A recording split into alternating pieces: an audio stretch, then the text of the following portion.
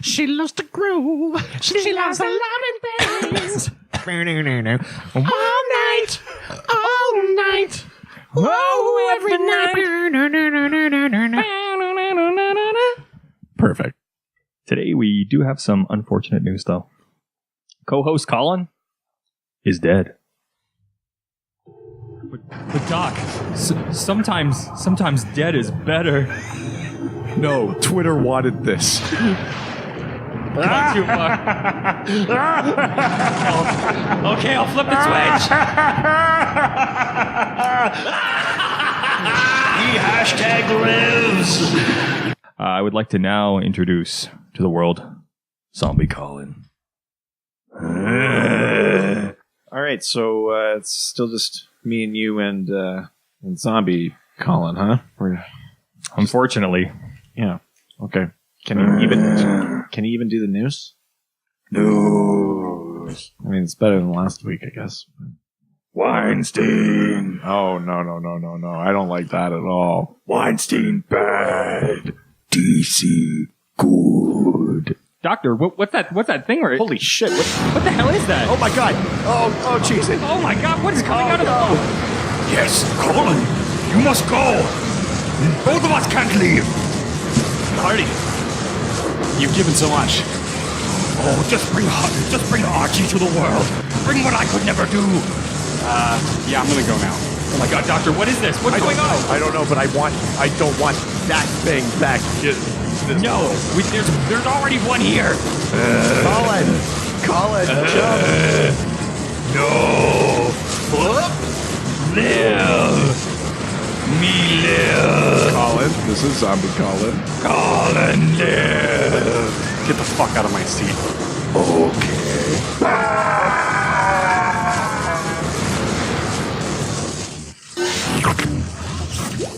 All right, so are we good to go? Yeah, I think so. Thinking of you looking up my advertise, looking forward to a little afternoon delight. Rubbing sticks and stones together make the sparks ignite, and the thought of loving you is getting so excited. Afternoon delight. Afternoon delight. You do realize that when you say my cocaine, it sounds like you're saying my cocaine. Yeah. Hey, Love it. Hey, that's my cocaine. Do you know who this is? That's my cocaine, my cocaine. My cocaine, my cocaine. That's what I would like to pitch you, dragons. Michael Caine's my cocaine.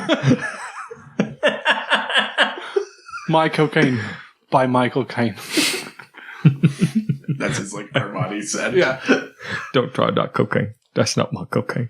This is my cocaine, my cocaine. Michael Caine's my cocaine. Wait, are you saying that your cocaine is Michael Caine? Michael Caine's my cocaine. No, my cocaine is my cocaine.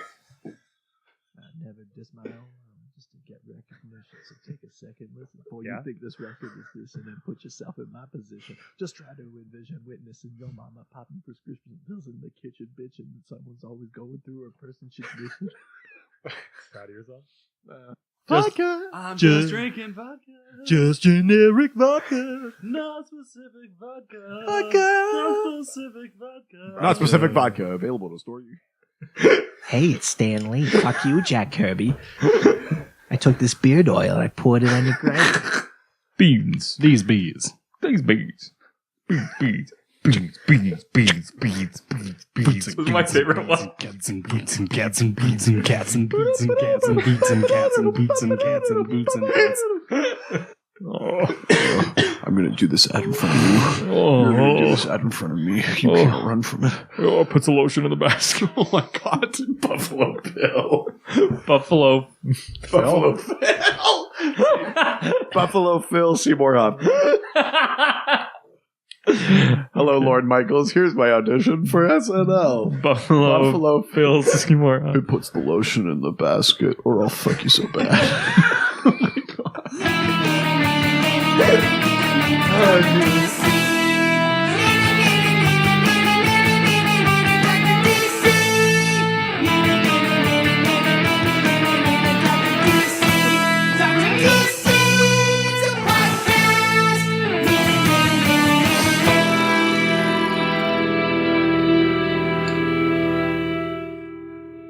Welcome to the Dr. DC podcast. My name is Colin, and next to me is the doctor himself. Hello. And as always, we're joined by our producer, Richard.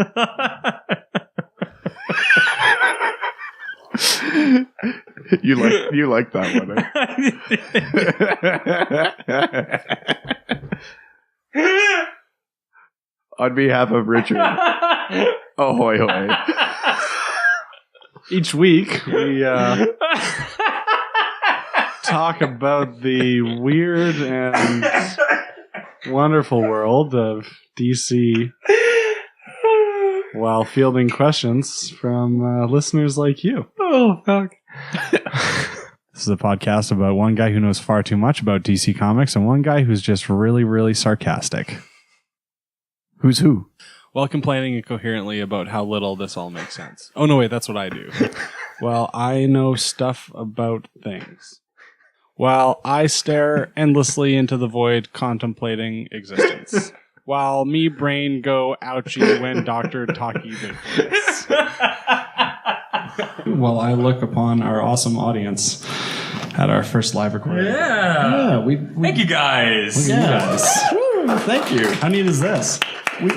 Well, I tell a story of a girl who cried a river and drowned the whole world.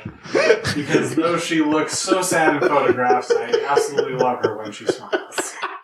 That's probably the most accurate one. Well, I desperately try not to give away the Doctor's true identity yet again. Yeah. Well, I narrowly escaped being trapped in the Speed Force, which I was thrown into by Richard, so I could then be replaced by a good-for-nothing zombie clone. Well, I try to find more ways to look like a cross between Russell Brand and Dudley Do-Right. Well, I want to be the very best, like no one ever was. Yeah. To catch them is my real task. To train them is my cause. That's right. Now we have a guest today. Obviously, to my far, far left is PJ Fresh, Phil Guerrero. Oh, that's one we too have many. a guest today. Obviously, to my Hey, it's 1 year. Holy shit. That extended intro brought to you by the fact that somehow you've been listening to us for a year. Yeah, that's right. So if you remember any of those things, then congratulations. Go back and download them again. Are you kidding me? There's stuff in there that I don't remember saying myself. When you first started playing that, Yeah. Colin gave me a look like, did Richard figure out how to soundboard me? he was like, I'm positive I didn't say these words. I mean, I know you guys say I don't need to be here, but this is insane. It's too far. This is too far. This is too real. You're playing God, man. All right, I'll start taking this seriously. I'm sorry. Oh, you have little do you know, it's just all buttons now. So, crazy story. Yeah, tell me. Downstairs in the office kitchens here at podcast headquarters, as I like to call it. Yeah, sure. I was telling you guys I had some news. Right. Oh, yeah. So I had my first public moment of geekdom, nerddom, if you will. Oh. I want to hear about Do this. go on. Last night, I was at a local cocktail bar and got talking. When I met you. Got talking to a couple people about Ninja Batman. Oh, nice. That spiraled out of control into just so many different things. And then I said, you know what my favorite idea, though, so far is the part where Batman as a child dies. And both of these dudes were like, oh my God, yeah. We got into this huge discussion about how great Flashpoint is. Holy shit. Oh my God. I've yet to even read it, so I think we have talked about it a lot because you really took to the idea I of love Murder the Batman. idea so much. Murder Batman is awesome. Yeah, it is probably my favorite. And his mom being the Joker is like my hero. You really dug that. I remember seeing your eyes light up when I mentioned it was like that. Christmas. Yeah. We'll have to give you an opportunity. That's to read amazing. that. What a fitting way to celebrate a year of the podcast than Colin himself admitting that he contributed to a geek conversation. Oh God! In public. Like First- this is like in the privacy of Podcast HQ. Imagine if you saw Mick Jagger playing D&D. That was basically what this was. Oh, is that his parallel? Is Mick Jagger? I don't know. Who's cool? I'll take it. I like that your reference is. You're definitely a dad now. Then, yeah. Who's cooler than Mick Jagger? Didn't those 5 Maroons sing about him? No. Yes. The lady bit. Yeah. So I good. put my fingers at you. So no, I wanted to start with some pre-recorded stuff because I was going through everything the last couple of days, and I was like, wow, It only took 2 days. it's a lot of episodes. There's not a lot of content. No, God, no. I can't believe how much there is. Yeah, and then trying to like find bits and pieces of things. I was impressed by how much we've actually done and how much the podcast has actually progressed.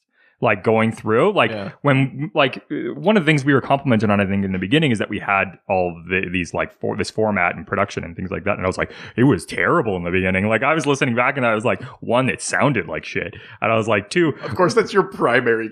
No, you can definitely hear the sound quality difference. Oh, it's definitely improved. with those different. I just think it's clips. funny. That's the first thing that he noticed. well, yeah, of course, no, I wasn't listening for the content. That's a lost cause at this point. But there's no improvement there. It's just a flat line. Great tagline for our show. Flat line. No improvement, just a flat line. But it's seeing actual improvement in that, and then the actual format change. Like we didn't always have an intro, and we didn't always have the stingers and things like that. So it was fun to actually. We didn't even always have news. No, That took like a few episodes to Yeah. like, solidify into a thing. And I mean, hell, if we didn't have news, we literally wouldn't need Colin.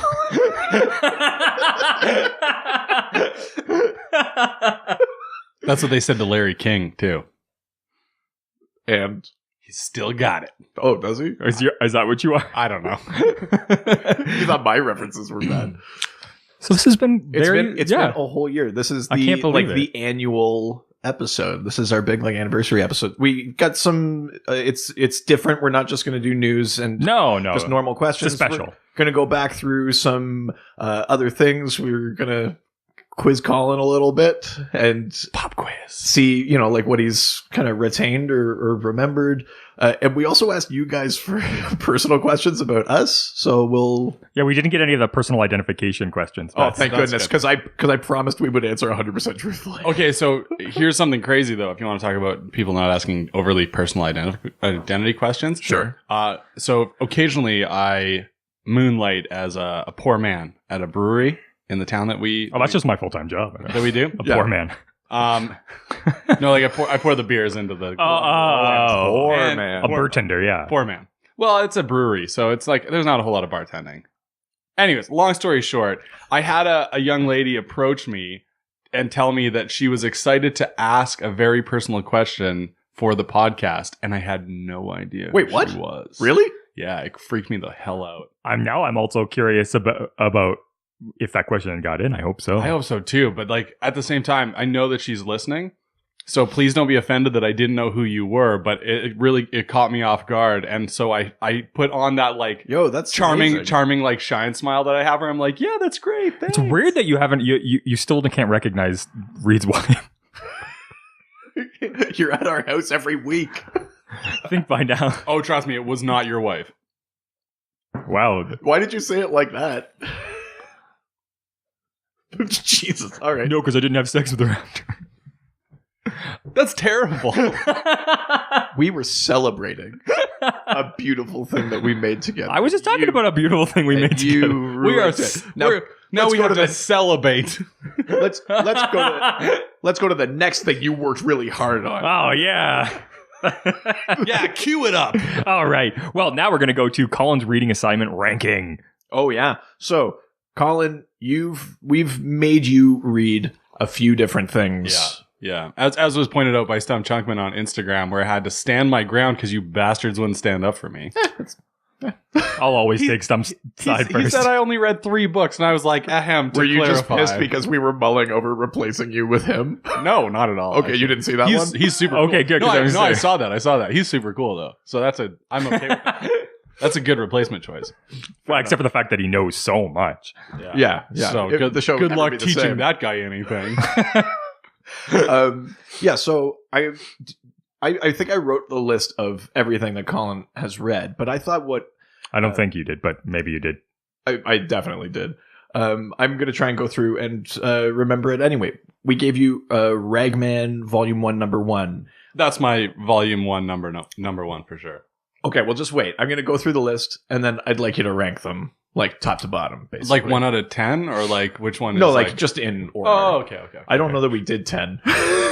No, in a I meant year. like ranking them each individually. 1 out you of can 10. do that too if you like. So, yeah, Out of the 3 that we gave you. No, let's do that then. So, Ragman, Volume 1, Number 1, the first appearance of Ragman. Colin. Based on the timeline, like the era that it was released in, the art is pretty bang on for the timeline. The story is super tight. And in terms of some kind of catastrophic event giving someone superpowers, I thoroughly enjoyed how subtly they kind of described each superpower that he was about to get. Yes. So like that, because you meet the people from whom he gets his powers. Yeah. No, I think that was really intelligently written. Yeah. I had a lot of fun with that. So that one, definitely the artwork and the storytelling for me in that one was like A+. So, sorry, is it out of 10 or is it a letter grade? Yeah. No, totally. All of those things. Okay. Yeah. The next one was, wow, we know what it was. Yeah, out of 10 caves, it was an A. It was the Multiversity Ultra Comics number 1 by Grant Morrison. Okay, so I shit on Grant Morrison a lot. Mm-hmm. I think Richard even does like a Morrison scream every time we talk about him. I don't do it anymore because we did our Morrison episode, so that chapter is Did closed. that like exercise the ghost? Yeah. Oh, okay. Yeah. You're shutting the door. Okay, whatever. I enjoyed the artwork on it, as I'm known to do for most of the comic books. The storyline to me just sucked. I enjoyed the anti-hero kind of thing with a lot of the characters, how they had like they're like the monster versions of like Superman, and like I you thought like that those was, like insectoid. Yeah, I thought that was really Yeah. cool. Just because it kind of gives you a different perspective on like different universes and Sure. how their superheroes in different universes will look. Yeah. You didn't like the meta commentary though. No. That like the comic book itself was the I superhero. felt like that really like drained a lot of the fun out of it for me, and Yeah. I feel like it really took away a lot of the good things that I did like about the comic book. Sure. So for that one, I'll give it like a 5 out of 30. That's higher than I expected. Yeah, that's 5 out of 30? Yeah, I'm not gonna ask. Okay. The next one I think was Booster Gold Volume 1 Number 7, which was Booster and Superman on an alien planet. I don't remember a whole lot about that one, but I do remember that I really enjoyed the storyline on that one. I think that's the one where they go to this alien planet and Booster is really like gung-ho to overthrow this like despot. And and Superman's telling him to reminds him to like calm down a little bit. and then they learn later that the people that Booster is trying to help are actually the bad guys. Yeah. I liked that one a lot. In that, Superman kind of shows a different side that I'm like. I think that he works differently with superheroes than he does with the everyday man, woman. Yeah. So in a moment like that, you see him kind of more as a friend and I don't want to say guide, but kind of like a conscience almost. He's definitely to be mindful that like we don't always have all the facts. Yeah. And it's best to wait until we do to make an informed decision. He's definitely a conscience, but I think it's interesting too because, and I think you probably like this about the issue, is that Superman gets pissed off at Booster. Like Superman is sort of universally meant to be sort of nice and kind and giving, and Booster pushes all of the wrong buttons with him. So you see the side of Superman you don't often do, where he's like, just stay out of my way. Yeah, that was one of those times where it's like he seems a lot more sincere in who he is as a character, because far too often we see Superman as this like save all kind of he's a little more human. He shows a little bit more of a raw side, and you get to kind of see his frustration instead of his constant like, oh yeah, everything's cool, I'm Superman, everything's super, man. Yeah, it's like really annoying. But yeah, no, I classic tagline. Everything's super, man. So for that one, I'll definitely give it 3 gold stars out of 6. So we're changing this every time. Okay, I'm like a French teacher in elementary school. Sorry, 3 gold stars out of 6. It's only a half, eh? You said so many positive things. What an interesting system. Is it logarithmic? Oh no, that would make it even lower. Never mind. I don't know math. It's okay. The next one I think is Action Comics Volume 2, number 40, which was a Bizarro story. Superman ends up on Earth 29, which is the Bizarro universe. It's the square Earth with all of the like Bizarro versions of characters. Do you remember that one? I'm kind of blanking on that one. It's, so like Bizarro's the one that's like, me, I'm Superman, and like everything's kind of backwards and inverted. Oh, and he has to, like, Superman Doomsday has to shows up, but instead of like making destruction, it keeps like making like bunnies and flowers appear, and Bizarro's like, oh no, Yeah, because that's like the worst thing there. That one was really quite interesting because I think a lot in the same way that the meta comic books one, the Ultra Comics, Ultra Comics, that one had a similar kind of feel to it. Well, I mean, they both explore the multiverse, right? It's another universe, But it's kind of like the Bizarro characters, like the ugly side. I really enjoy the ugly side of characters. Yeah. The way that they do that. Like, ugly is a bad word to use, I guess. Like the Bizarro version of characters. I think that's really, really cool because it's not showing them as these like pretty and pristine and clean cut looking characters. It's showing them as like, certainly on the Bizarro Earth, because they're all kind of like deformed mangled and stuff, deformed looking. No, I thought that one was really fun. And then when Superman realized that he has to let Bizarro kind of like be the one. Yeah. It was kind of funny. And I have no problems letting Superman take a backseat to any character. Well, so. I know that. So that was also fun for me. I think it's interesting too. That's one of very few modern comics that's just like a single issue story. Yeah. It's not part of something bigger. Well, it didn't really have to be, I think. Like they wrapped that one up really, really well. Yeah, it didn't have to go on. Yeah. So I'll give that one 3 Bizarro Supermans out of 5. But of course, those are Bizarro marks, so it's actually 7 out of 2. Quoi? Qu'est-ce que c'est? Do you have the list up? No, I looked through. You never sent it to me. It's in the document. Yeah, no, it's not. Yes, it is. I did it yesterday. It's in the Google Docs. Yeah, the first thing in. No, I'm like, oh, scroll it's in down. There's a whole thing. There's Fight Night, and then. Do you not have a scroll? Oh, why did you put it there? Because it's in order of release. Oh. Okay. Listen, I have a system. Okay, as long as you know what it is. Great job communicating your system. So it's Long Halloween. Long Halloween's the next one, right? Well, actually, it's Long Hallow and then comma Ian. That's how you spell Halloween. Yeah, because it's Ian is short for evening. Is that how It's they? Ian. How they do it on the comic book? No, but they're wrong. I never. Is that how the general marketing of the entire world does it? Fuck you. Just making sure we're on the same page. You know what? 1 year was enough. This is the first annual episode and the last episode. Long Halloween is some the first. shows stop at one season, like this show. Yeah, it's like the British Office. Yeah, this show is like the British Office. Yeah, it's very yeah. Look it up. It's exactly the same. All right, Ricky Gervais, what do you got to say? That was the first full graphic novel that we gave you to read. Yeah, that one took me some time to chomp through because it is quite a hefty read. It's dense, yeah. Yeah, there's a lot to it. Definitely enjoyed that one, and being explained that it was kind of the inspiration for Dark Knight. Yeah, a lot of elements of that story worked their way into that movie. Very cool. Yeah. No, I really enjoyed that one. I feel like that was the one too, where didn't we get like a little bit of a taste for your love of Two-Face from that? Because that's the one where he like. Oh no, sorry, I'm getting confused with something else. But you did like Two-Face in this story because it did inspire me to give you a Two-Face story later on. Yeah. So the reason why I think that I liked Two-Face's character in this is because, again, with superheroes, a lot of the time we get lost in their like good guy attributes and they're always supposed to do the right thing. But the thing that a lot of people reading these books, comic books, not graphic novels, whatever you're reading, the thing that a lot of people kind of get lost in is how they're also human beings. They also have, rational thought. They also have irrational thought.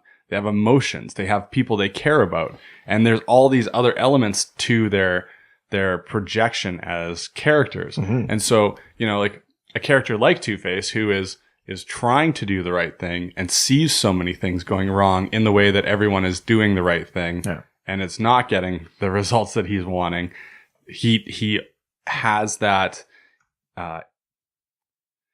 not inspiration, but he takes a new direction in how he does things, and then as soon as he becomes Two-Face, it's just like that kind of like you see Harvey kind of break down. Yeah. Well, and it's a lot like how people have the question of like, who's the mask and who's the real person with Batman and Bruce Wayne. Yeah.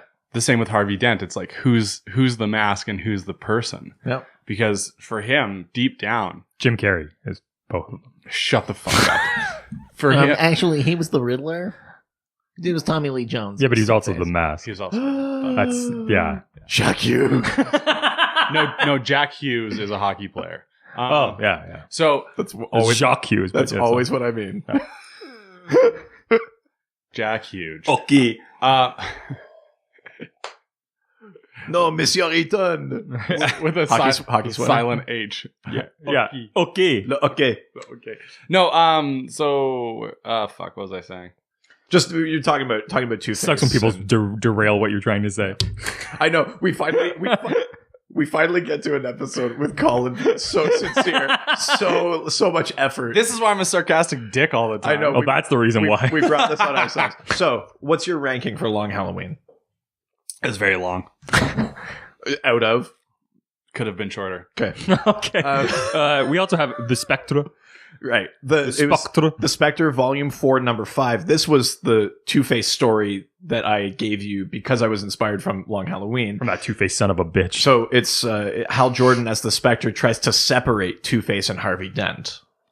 Okay. Yeah, I'm remembering some of that. I remember the artwork was really cool. This is the one where like Harvey like tries to go home and he thinks it's his house, but he's in someone else's there's house. that girl that's in like his like bedroom, but it's not his wife. Yeah. And There's a stranger in my... Sorry. Nice. I sincerely I don't remember enough about it to say. So about 4 memories out of 12. Okay, that's Okay.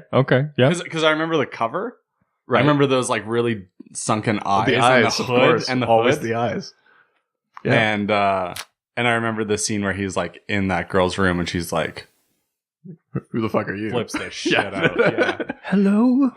Is it me you're looking for? No, it's not. Get out of my house. But Colin can see it in your eyes. Why would you put that on me? Because the eyes. Because you see the eyes. Yeah. See, it's all come back around.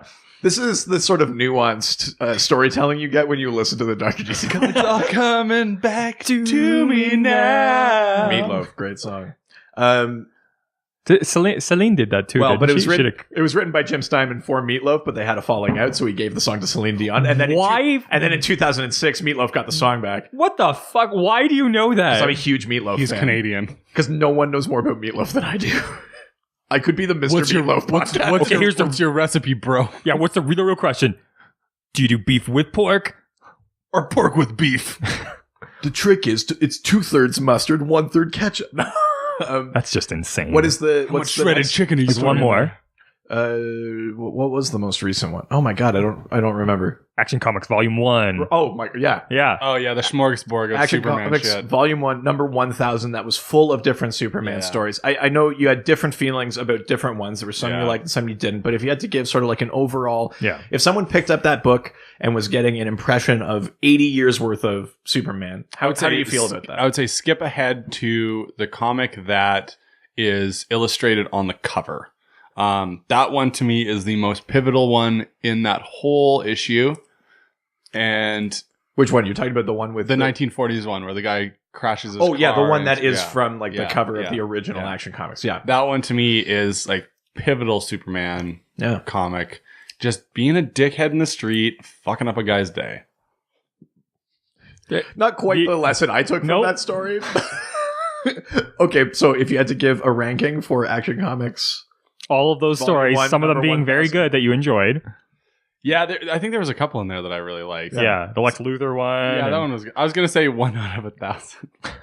But there was a couple in there, so I'll give it like 4 out of 1,000. Oh, okay. Well, wow, Yeah. not bad. considering there's no negative numbers, so I'm impressed. We didn't like cross over. Yeah, That's really funny. So the question I would have is, one, what's your number one? Definitely Well, okay. So in terms of characters, Ragman obviously is my number one. I still, I mean, I'm glad you enjoyed it, but I still kind of can't believe how connected you are to that, like how much of an impact that story had. Like you really dig on Ragman. Okay, so the thing with me for Ragman is that like in so many comics and like, how do I put this? So many superhero characters get their superpowers in just really stupid ways and just kind of for no reason. And his was like he was trying to save his dad and his dad's drunk ass friends. From being electrocuted in an alley. Yeah, and it's like really fucking dark. It is, but at the same time, it's like it was a really sincere moment in his human existence. And the fact that he'd come back from Vietnam and the fact that he'd probably seen so many horrible things and like all of that like brought him back to work in a fucking used bullshit store with like like essentially to keep the business alive for his dad, like rags and tatters. And there's just so much like he's just such an earnest person that I found a connection to him in that way that like I don't connect with a character like Superman because Superman just kind of like he's just Superman. Of course he's Superman. Whereas like Ragman was like a real human being, a real person who just like had, you know, let's keep those illegal aliens out of here. Am I right? That's not what I'm saying. That's not what I'm saying at all. But what I'm getting at is the fact that like Ragman's a goddamn American. Oh Jesus! Okay, I don't like where this. Not what I'm saying at all. 100%.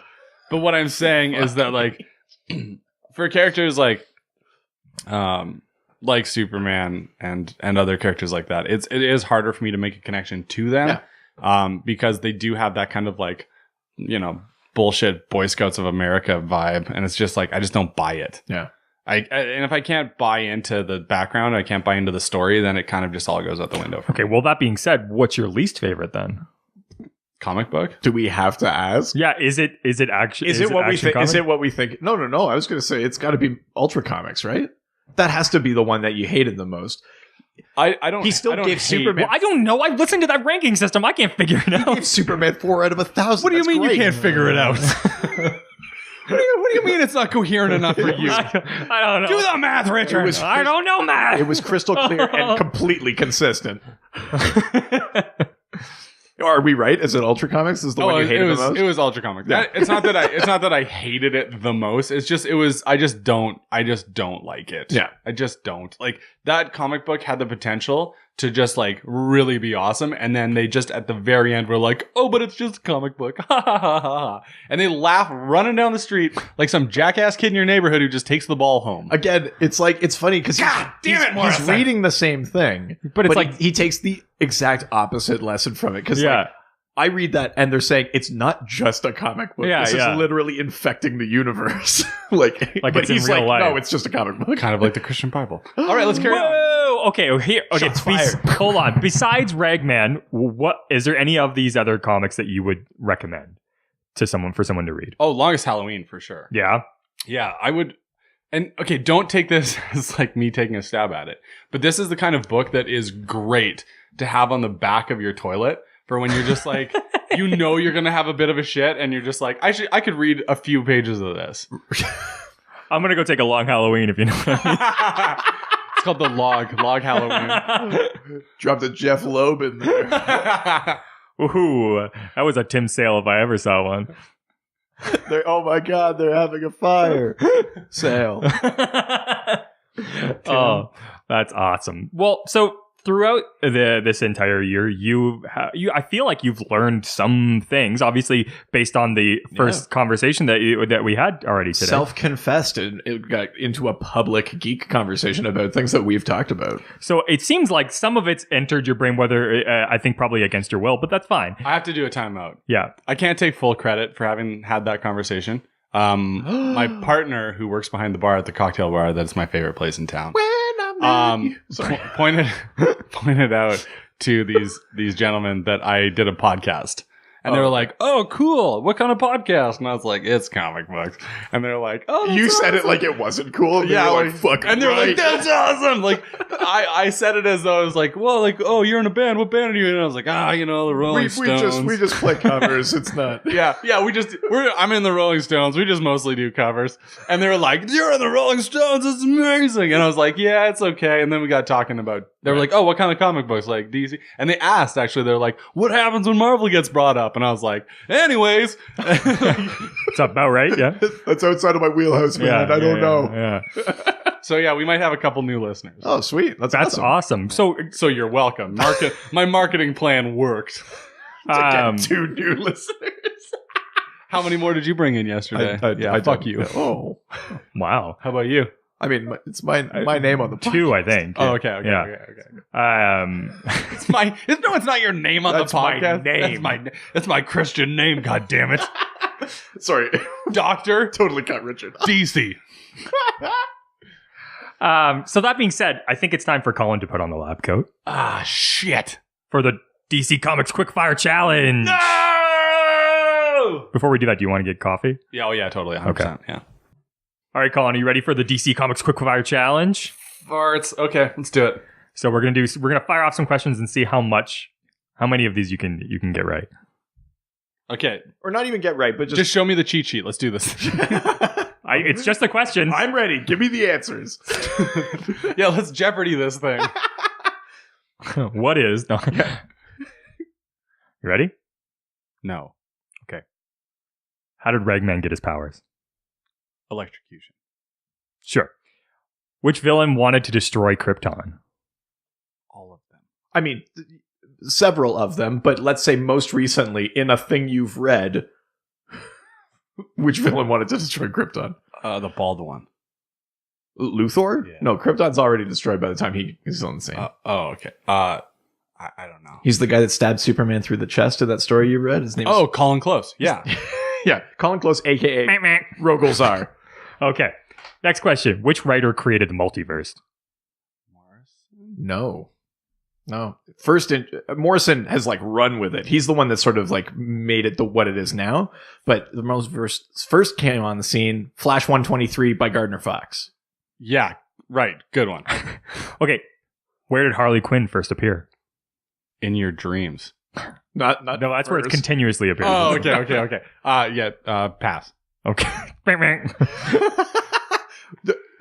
First appeared actually on that Batman the Animated Series. She started in there as like a throwaway character, and then she was so popular she eventually worked her way into comics. It was like that Boomerang character from Suicide Squad. They threw her so far that she eventually came back. That's what boomerangs do. Except the boomerangs don't come back in that movie except for once. Only one boomerang. That's all it took. Okay, next question. Name 6 superheroes' secret identities. Ooh. Okay, Bruce Wayne, Mm-hmm. obviously. Yeah, it's Batman. Clark Kent. Wait, what? Is Superman. I'm outing all of them. Hal Jordan. Is Green Lantern. Mm-hmm. How many am I at? 3? You're at 3. 3 more. There's one that you hate. Just the sound of the name. Because he's cashing checks all over the country. Oh, God. Barry Allen. Barry Allen Barry Allen. is the 4. Flash. Only 2 more. You know what's really sad is that I don't actually know Ragman's secret identity. That's okay. It's Rory Regan. Rory Regan. Nope, doesn't count. Next. No, you still need to get 2 more. Damn it. I was really hoping I could. Yeah, I know. squeak That's that nice, one in but there. no. Balls. Nope. Nice try. It's not going to help you. You know. Harvey Dent. Oh, Sure. Two-Face. Not a hero, but like, let's fine. go for it. Yeah. A hero, and he's a folk hero, in my opinion. Disturbing. Keep Okay. going. one more. One more. Oh, shit, tits. Why is it so hard to do? Think of members of the Justice League. Think of like failed French Canadian characters. Jack Hughes. nope. I was gonna say Gal Gadot, but she's like, Nope. she's a secret identity. Yeah, that's the like Inception level. Oh shit, what's her name? Starts with a D. It's like Diana something. Yeah. Diana Prince. Diana Prince. It's Wonder Woman. I'll accept it. Yeah, I got it. Ding, ding. Do you know what? That's pretty good. I'm impressed. I'll take that. So now, name some likely members of the Legion of Doom. So Legion of Doom is like the villain version of the Justice. So let's say who do you three. Who do you think would show up on that team? Well, they would never let the Joker in there. So I'm going to say Lex Luthor. Sure. Deathstroke. Yeah, totally. Gnort should be there, but he's not. He's not a bad guy, so Yeah. He could be, though. I mean, accidentally. Like, unwittingly. in like a Pink Panther kind of way. He like shows up and Yeah. he's like, am I in the wrong room? He only does things unwittingly, I think. So can we just make him? Nope, one more. No, Come on. You one- can name one one more, more like, villain. a So which villain. ones did I say so far? You said... Which two did I just immediately say right now? Lex Luthor and Deathstroke. Right, the two guys on the boat that one time. He's remembering the post-credit scene from Justice Jesus League. Christ. I'll take that. That's Yeah. a win. Yeah. The boat from that scene. The boat does not boat, count no. as a member. It's basically the whole table. Basically, just name one other villain of a member of the Justice League. You have a Superman villain in there. You have essentially like an everyone villain, but basically like a Batman villain in Joker? Deathstroke. I mean, Joker could and will I be actually I a feel member like of the Legion of Doom. Yeah, coming up in Seems- Justice that League. just doesn't seem right, though, because he's... Well, then name another Do you know Batman what? villain. Wait. Colin just touched on something very interesting there by saying the Joker's too chaotic to be on a team. And funny enough, I Yeah. mean, Joker's been on teams before, but he's right. And in Infinite Crisis, the only villain that isn't invited to join the secret society of supervillains is the Joker. Boom. It's because he's in the Colin- secret society of the Colin Joker. is fucking learning shit, man. I know. It's beautiful to see. Literally just name one more villain, though. I don't know. You've already named one prior to this. Name a Flash villain. Any Flash villain. The anti-Flash. Reverse Flash. Reverse Flash. Sure. Sure. How did Batman's parents die? Super got murdered in an alley. Yeah. Wait, let's do that Jeopardy style. They were super got murdered in an alley. Who are the Waynes? Boom. What? Minus Boy Child. Name a few different colors of of kryptonite, and what do they do? Well, what's the main color? Red? No, although it initially showed up as red. But what's the primary color? of kryptonite? Blue? Nope. No, but blue kryptonite affects a character that we talked about, one that you read about. Green? Yep. Okay, but so green is the main one. Yeah. What does that do? It makes Superman's. Nope. No, it doesn't create Superman. It kills him. It Oh, weakens it's him Super and then- murders Superman. It weakens him and kills him. Okay. Blue kryptonite affects a certain kind of Superman. It's an other one. well, here it's an imperfect. The Bizarro Superman? Exactly. Okay. There you go. The yellow sun thing? There's something there. with Yellow that? sun is where he gets his Yeah, he powers. gets his power from that, yeah. Let's red kryptonite. You said red. I love that you're like I just really want you to succeed. you're like a father like tying the shoes for a kid, like, yeah, you're basically Yep. doing it. And then it's all you, the dude. bunny goes around the tree. And then Oh, you're teaching your kid that all wrong. what? Oh, yeah, I shouldn't be teaching my kids to tie your shoes. no, She's It's a little she's early. 8 weeks old. She's- Come on, Megan, we got this. Red kryptonite you mentioned. What does it do to Kryptonians? It makes them super angry. No. At their neighbors. on Smallville, I think that's what it did. Yeah, that's what it did. But Made him yeah. In comics, it just has like a random effect. Like I have Yeah. a comic where it turns Superman into a space dragon for 24 hours. Yeah. So basically, it's LSD for Kryptonians. But in real life. Oh, okay, like if sweet. your So it's LSD hallucinations. for us. Yeah. Exactly. Did you see Superman turn into a dragon? Holy shit. Okay, next question. Oh, fuck. Name all the lantern cores. What? Well, that part of the question is Green, easy. yellow, red, orange. Yeah. Okay, and from Blue, purple, Yep. dragon. No, there's one more. Yellow. No, Roy G. Biv, man. Uh, Red, orange, yellow, green, blue, and violet. purple. No. Iv. I. What's the I in Roy G. Biv? Ultra. Indigo. Jesus. Did you go to school? and can you name Do you want the answer to that question? No. It'll make me sad. from what emotions do they draw their powers? Oh, all of them. Yeah. There's like happiness, No. sadness. No. Both those of are Care both, Bears. both of those are untrue. So it's like, Let's start with something that might be kind of obvious. A red lantern gets its power from what? rage. Exactly. And then green is envy or No. jealousy. No, but I see where you're sloth or Should be, but no. Green is will. Yeah. We'll do that. Yellow. Sales, which is good. Yeah, they're excited about sales. Well, but like, what's a feature of, you know, if you call someone yellow, you call them a coward. What do cowards have a lot of? Fears. Exactly. Yeah. Fear. Yellow I was is going to say fear. bellies, but Yellow bellies. Yeah. They have so many bellies, man. so many, What a all coward. All the bellies. You see this guy? How many bellies? He's got 3 bellies. What a coward. Do you remember the others? The violet one is probably violence. No, it's the exact opposite. Oh, of that. it's like peace and love and It's love. Exactly. Yeah. yeah, Blue. sadness. For No, sure. it's actually hope. Oh, that's weird. Indigo. Somebody. Okay, blue and indigo are basically the same They're thing. not. That's why it's Roy G. Biv, not Roy G. Buv. That's the French Canadian version. Roger Bouf. Roy G. Buff. The last one is beef. The whole last one. It's just red, orange, yellow, green, beef. Indigo is compassion. Yeah. Orange. That's the last one we got. Yeah, that one.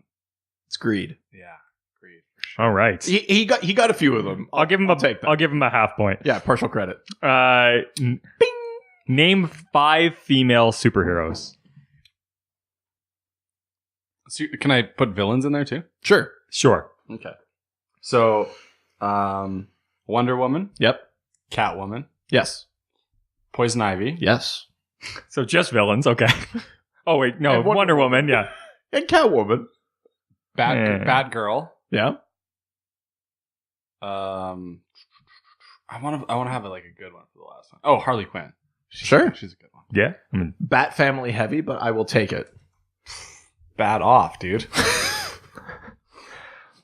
who is faster, Superman or the Flash? Superman. Are you fucking kidding me? This was a fucking lob, and you couldn't hit this one out of the park. I'm sorry, did you see Justice League? Superman winked at that motherfucker. And I hate Superman. And that movie is wrong. Jesus. Oh, I'm sorry. This was a How many fucking millions lob. of dollars did you make for that? I was not as much as they wanted to. I was banking on you hating Superman. You paid them money. I was go see that banking movie. on him hating know. Superman so much that he would accidentally get this right. How is this possible? No, it's for the Flash. That's the thing. You can never There's expect. that whole scene in Justice League where Superman keeps trying to punch him and he can't. That's Okay, so for the record, Jesus Christ. Hey, nobody puts baby in the corner. You can't expect what Colin's going to say. Yeah, no one puts Colin in a right answer. Yeah. here's my thing. And like I said, I've said many times, I am not a fan of Superman. But What? in that moment, in that scene, I was like, oh shit. He could have had the Flash Like where by he the where his throat. eyes catches big the time. Flash? Big time. So just because it hasn't been in your fancy printed comic books yet, In the established canon of Yeah. the universe. Heavy quotations there. for those of you who can't see what's happening, the doctor just did air quotes like a motherfucker. So, for those of you listening, what just happened here is that Colin basically, this is like when like Lex Luthor gets lassoed of truth and he says, I just want to be Superman. Colin secretly is rooting for Superman, wants him to win, wants Oh him to my be God. the best there ever was. I would like for Superman to be a little bit more like real. So I want to see those like And those- nothing does that uglier- better than being faster than the fastest man alive. No, well, here's the thing: is I don't want for him to just be faster. I want him to be cockier. I want to see those like uglier emotions, that uglier side of Superman. This is a crazy thing I'm about to say. You would actually like Grant Morrison's Action Comics run. It's a young Superman, and he is very cocky. Well, bring it on. Wow. I will read those. Morrison, you hear me? I'm coming for you. To read. What All you right. Can you guys stop masturbating Almost. under the table? You said it. It's coming for me now. I don't know. I enjoy characters when they're a little bit more raw. Sure. And so, But for me, in that moment, in that movie, so for your established opinion, apparently, the Flash is the fastest man on Earth, but Superman can keep his fucking eyes on him. Sure. All right. And isn't it in like the whole thing of it, like faster than a speeding bullet? Like, Yeah, that's only all of faster than a that's, speeding bullet. Terrible The quickfire challenge. this is the slowest quickfire. Colin, list 5 planets in DC that aren't in our own solar system. Krypton, Yeah. Yep. Earth 52. No. Nope. Technically, our solar system parallel disqualified. Krypton. That's good. Let's keep going. We've talked about other ones. Where are the Green Lanterns based? That other place. Oa? Oa? Yeah, that's an easy one to remember. A. Based on Oa. I have no idea. Silver Age Hawkman is from Thanagar. Right, Thanagar. Yeah, that one. Right? Yeah. I knew you were thinking about it. Yeah. Oh, yeah. I could tell you were thinking about Yeah. it. You keep saying them, I'll keep thinking The Star Sapphire Core they're based on. We'll say it at the exact same time. 3, 2, 1, Samaron. Yeah, there we go. I love that if you listen closely enough, you hear me go, You just ruined it. You might not have. Oh, you got away No, with it. people- man. people It was for the sure- It was the perfect crime. I know. When I was in grade school, like 3rd grade, we had a Christmas carol thing that we had to sing, and I was in the lineup of kids, just terrified, and everyone's singing the song, and I'm just kind of like, Let's get one more planet in there. We've got 4. And by we, I mean mostly me. But we've got Krypton, Oa, Thanagar, Samaron. Where is Darkseid from? Oh, the moon. Did you say Apocalypse? You're Yes. absolutely right. Just clip him saying apocalypse over me saying Yeah. the moon. Apocalypse. Apocalypse. Day of week. Oh, God. All right. Next question. Who is Aquaman's wife? And how are their powers the same or different? I thought, You saw her in Justice League. She was in I thought there. Aquaman was a bachelor for life. For life. No, she was in Justice League. Was she? They have a whole scene together. What were they? Yeah. Was it that dull? No, He just kept imagining himself with him, so he just... Yeah. I was just like, me and Aquaman are like riding motorcycles, just Riding being something. outlaws. Motorcycles. picking up our adopted kid from the public school, taking him back. Well, we'd have to get 2 because we're both riding on motorcycles. That's true. You That's, don't- that's just smart. Sidecar You Yeah. don't just have one kid with Jason Momoa. with Jason Momoa. It's instant twins. Yeah. twins for life. Twins! Yes, Aquaman, Arthur Curry does have a wife. Her name starts with an M. Yeah. Hey, what's the thing that you look into that gives you a reflection, but say it kind of weird? Miriam. Mira. Yeah. Yeah. Yeah, nope. Oh, like, why didn't you say it's a thing that you look into and it's a reflection and say it with like a Brooklyn accent? Because I wasn't quick Mira. enough. Listen, I'm dragging Mira. you through this. Hey, I'm looking through the mirror. Look through the fucking mirror here.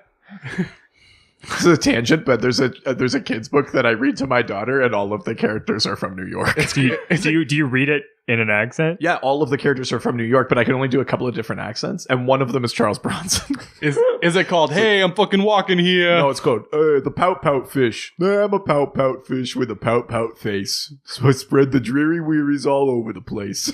The book called Go to Fuck to Sleep? That would be amazing.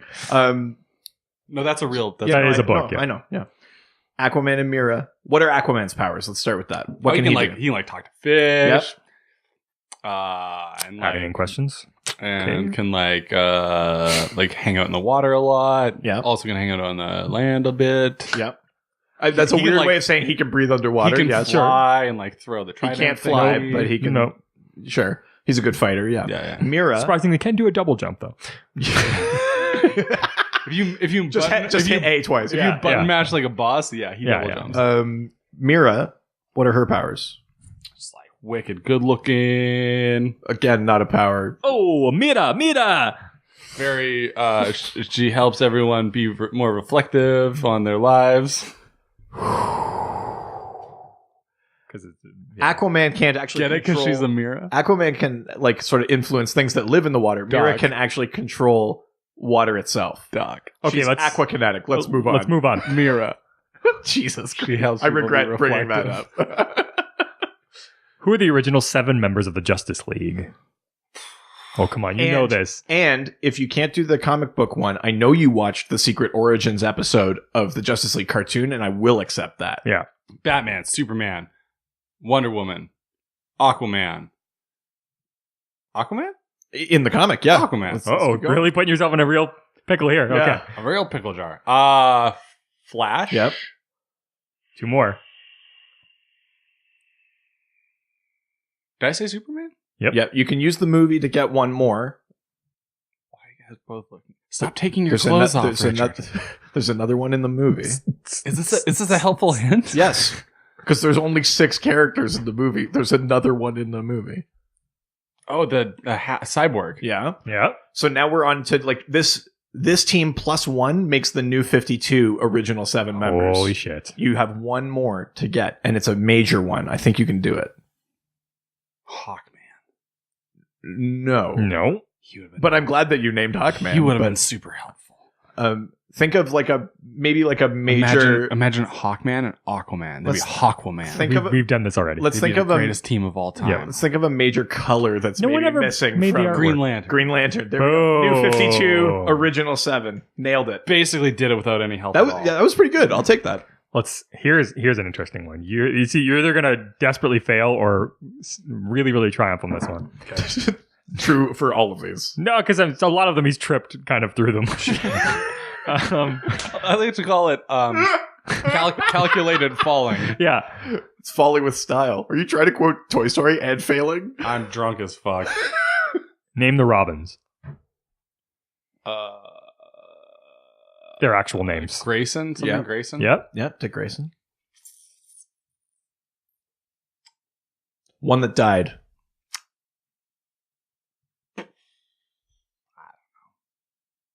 What about Batman's son? Like actual, like biological son? Something Wayne. I mean, I that was implied that I was helping you. Yeah, you only had to come up with one name. Can we put a side note on that? Can somebody please name their kid someone? Someone Wayne. Or something. Yeah. Lil Wayne, name your kid someone. Yeah. Boom. So Dick Grayson, that's the big one. Yeah. But then Jason Todd. Yeah. It's the one the Joker killed. Came back as the Red Hood. Yeah. Tim Drake. And then Damian Wayne. Oh, okay. Damian Wayne. Yeah. Should have. Yeah, I should. Well, I could see it was on the tip of your tongue. You basically got it. Yeah. What you should have said was something. Marlon. Damian. Can we title this episode Dragging Colin Through His Memories? I didn't realize we suddenly became his therapist. This is my waking nightmare. This is like the actor's nightmare where you're like, you're on stage. And you're like, fuck, what are my lines? Line! Okay. What is Martian Manhunter's primary weakness? Hint, it's everyone's weakness.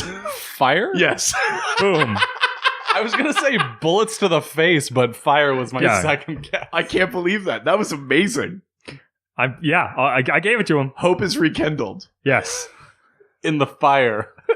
What is the green and the red? This is from a recent episode. You should be like 2 episodes, I think, ago. The green and the red? Yeah. Isn't it like plant life and then... Fuck, what's the other one? What's the opposite of plants? Animals. Yeah. Yes. Hey. Fucking also, right. Also a great band, Plants and Animals. Quick plug. It's true. That's amazing. Yes. One last question. What episode of the Docmas does producer Richard get completely wasted? Like episode 3. Because I poured you like a... It was actually between 3 and 4, but I'll give it to you. Yeah. Oh no! I saw your eyes in episode 3. I actually think it's shit-faced. I actually think it's episode 5 of Docmas because Alex is on, and that's where we talk about how much nog Richard's had. Yeah, but we like dosed the shit out of that. I thought it was that one. No. Holy shit! In episode 3, we put like. I want to post Colin one more question, and it's because Alex, I was completely drunk, and that was episode 4. So I want to pose Colin one more question. Okay. It's a question Colin himself posed on the very first episode. Yeah. Why are we here? What is our purpose? After those. Oh, okay. It was, why do people keep getting bitten by things that give them powers? And I gave you an answer to this. What gives humans what superpowers? allows human beings, not aliens, to get superpowers? Really shitty experiences. Yes, but combined with what? Like blunt force trauma to the body. No, that's still a shitty experience. Combined with what? other people's bullshit. Trauma. What is it about these people in them that allows them to get superpower from a shitty experience? Is he doing heroin? Yeah, but that's nothing to do with this. Don't worry about it. I have to jerk off right here. Just because you're a junkie doesn't mean you have to jerk off in private? Okay, so what is it? I don't know. There's a word for it. What do we call like superpowered humans? Heart? They're called meta-humans. They've got metagenes. Metagenes. He Okay. got there. You got that. I'm taking that. That Okay. counts. You can't. Surprising even to me, Colin actually passed. He got 9.5 out of 18. What? Yes! Holy shit. Just keeping it on the reel. Colin, that means we can have a second year of podcast. I was really shit. concerned. Everything was riding on that. You didn't know that. If you failed, we were going to stop. Cold. God damn it. We weren't even going to finish this episode. Yeah, Can I It go was just back and gonna cut answer off. some of those wrong? We weren't even going to release If you got this. too many wrong, it was just going to cut off. Can I We'd retract release some that. of my answers? It's just going to be like when TV used to end and boo. It's like The Sopranos. Colin got, and it just ends. Oh, shit. God dead. Oh. What a cliffhanger. You know what, guys? This has been quite a year, and part of that is we've had a lot of guests. A ton of guests. We've had a lot of really great guests, which I wasn't expecting. So I think now let's take a moment and look back on some of our favorite podcast guest moments in Best of Guests. Let's do it. We have a guest today. Obviously, to my far, far left is PJ Fresh, Phil Guerrero. Yeah, well, the only thing that I really remember from like that time, like the Zone, that kind of thing, was like that weird TV. So when the guys we had the opportunity to book you to do the show, they had to explain to me like what YTV really was. I'm so sorry. I hung out with this guy named Bill Tucci who did a comic called She. Right, yeah. I don't know if you remember that, but he was friends with like Joe Quesada and Jimmy Palmiotti and Amanda Connor, and I would hang out with these guys in New York. I'd go to New York for like the toy show, and Billy would pick me up in his motorcycle, and then we'd go meet Joe and Jimmy and Amanda and Joe Jusko. He's another artist. Crazy. And we'd be like hanging out and drinking. Like I got to hang out with these guys and all the Image people. Like, what's his name? What was the Image guy? Like Todd McFarlane? Todd McFarlane, you know, he'd be like, "Hey Phil, how you doing? Yeah, come out in Florida and visit me sometime." That's a spot on time. That's Todd. I'll tell you a funny thing about Todd, like a great night, was the opening of the Spawn movie in Toronto. Yeah. And his dad was there, and Marilyn Manson was there, and we all watched the movie.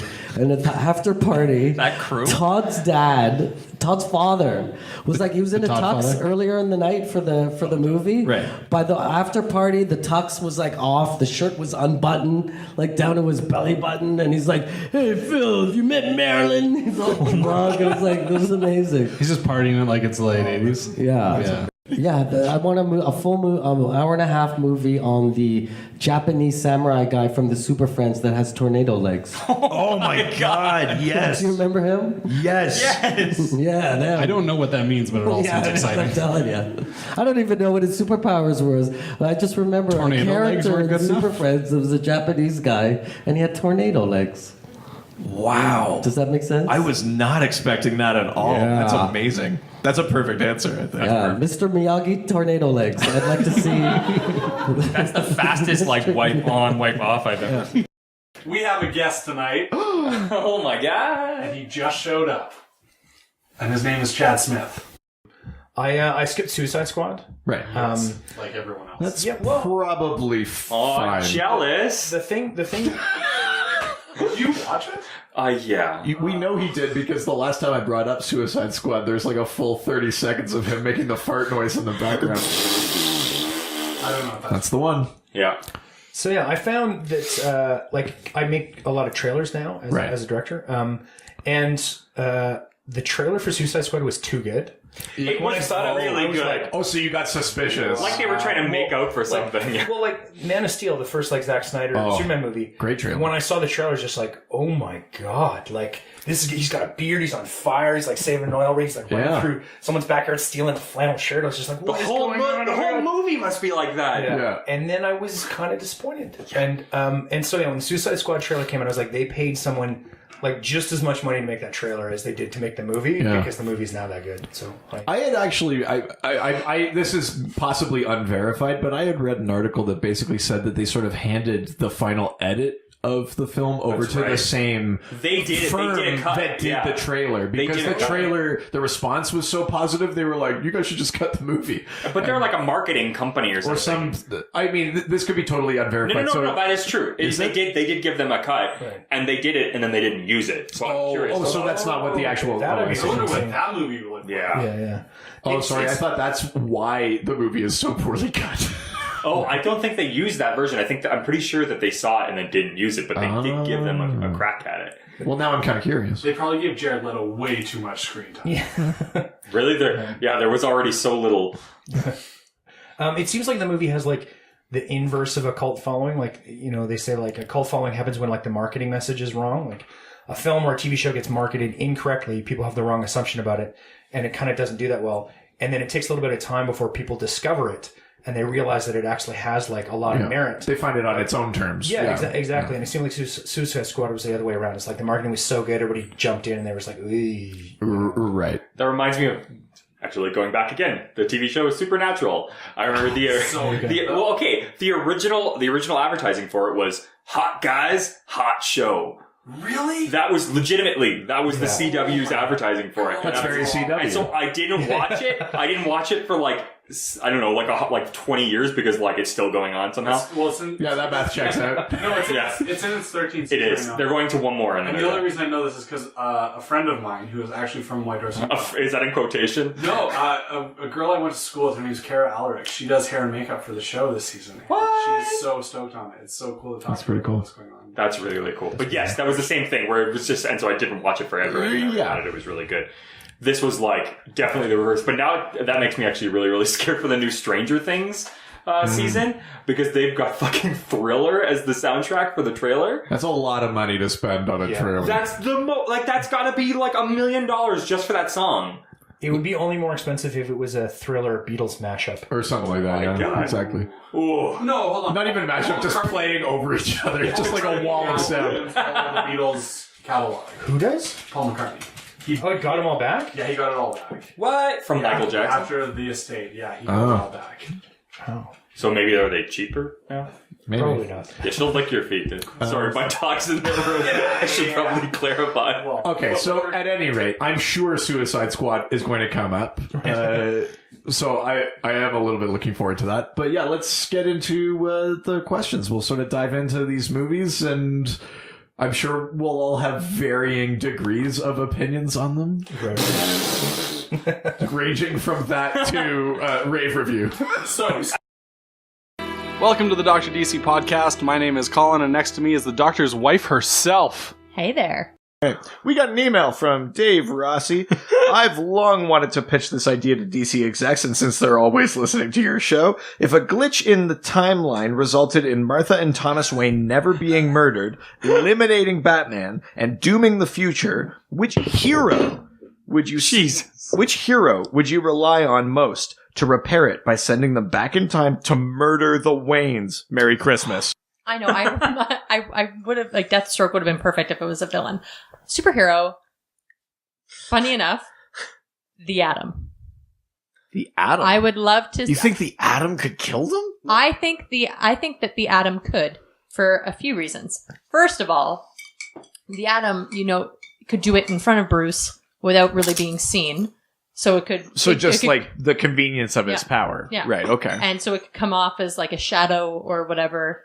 So you're not fixating all that anger on a person. You're fixating it on an idea. Okay. No. I want to. I'm about to mansplain. I want to hear the rest of this first. No, you want to mansplain? Go for it. No, I want to hear the rest of this first. Bruce is the type of person that he needs to have a face. No, he can't. He does though. He No. does not. Okay. No. I'll let you mansplain in a bit. I want to hear the rest of this reasoning. And Dr. Ray Palmer definitely has the ability to go back in time between friends and science. You just mean that a friend will bring him back? Like he'll be like Barry. Well, no, they have the capability. Just like how Cisco and Caitlin and Dr. Wells and all them were able to make to make anything happen on the Flash show. Sure. You know, surely the god Ray Palmer can make that happen. Okay. Okay? All right. Also, pure scientific inquiry. I think that Ray Palmer could compartmentalize and devoid the emotion from that. I think that's great reasoning. Yeah. And I don't want this to come off mansplaining, but I just know that Ray Palmer was once chosen by the. You're so sleeping on the couch tonight. I know. That's okay. I'm really fucking this up. Don't ask me these questions. Then. No, you're right. I just wanted to say that Ray Palmer was once chosen by the Indigo Ring of Compassion. Yeah, and the compassionate thing to do is to keep the timeline in check. Okay. So you little bitch. Yeah. Okay. No, you got woman-splained, biatch. I will accept that because I felt horrible stepping in with that. Yeah, but actually, so. No, we watched that movie and I saw, Bruce have to deal with, like you see. You mean Flashpoint Paradox? Yeah, and you see Thomas Wayne being absolutely torn apart over the death of his son. You see Martha Wayne go crazy. You see the entire linear timeline get fucked up. That's true. Really? Like that's more compassionate than putting this timeline right and having this one kid have to. I will accept that. Where does the line in the compassionate line in the sand stand? I'll take that. Bitch. Did you say that to me or to him? Both. I said it to you. Oh my god. You started the mansplaining. Oh my god. Richard. I was kidding. Well, in the brightest day, in the blackest night, all other podcasts tremble in fright. Because today we have some very special guests. We're joined by our favorite American podcast about Green Lantern that also agreed to do our show. Please welcome those three things. LanternCast. the best one about Green Lantern from America that agreed to go on this podcast. You guys are the best. Yeah. The guys from the LanternCast, Chad and Mark are with us. Hi, guys. Okay, so I would marry Hal. I would fuck Sinestro. and even though Kilowog is certainly he is marriage material, probably more than Hal on some basic level.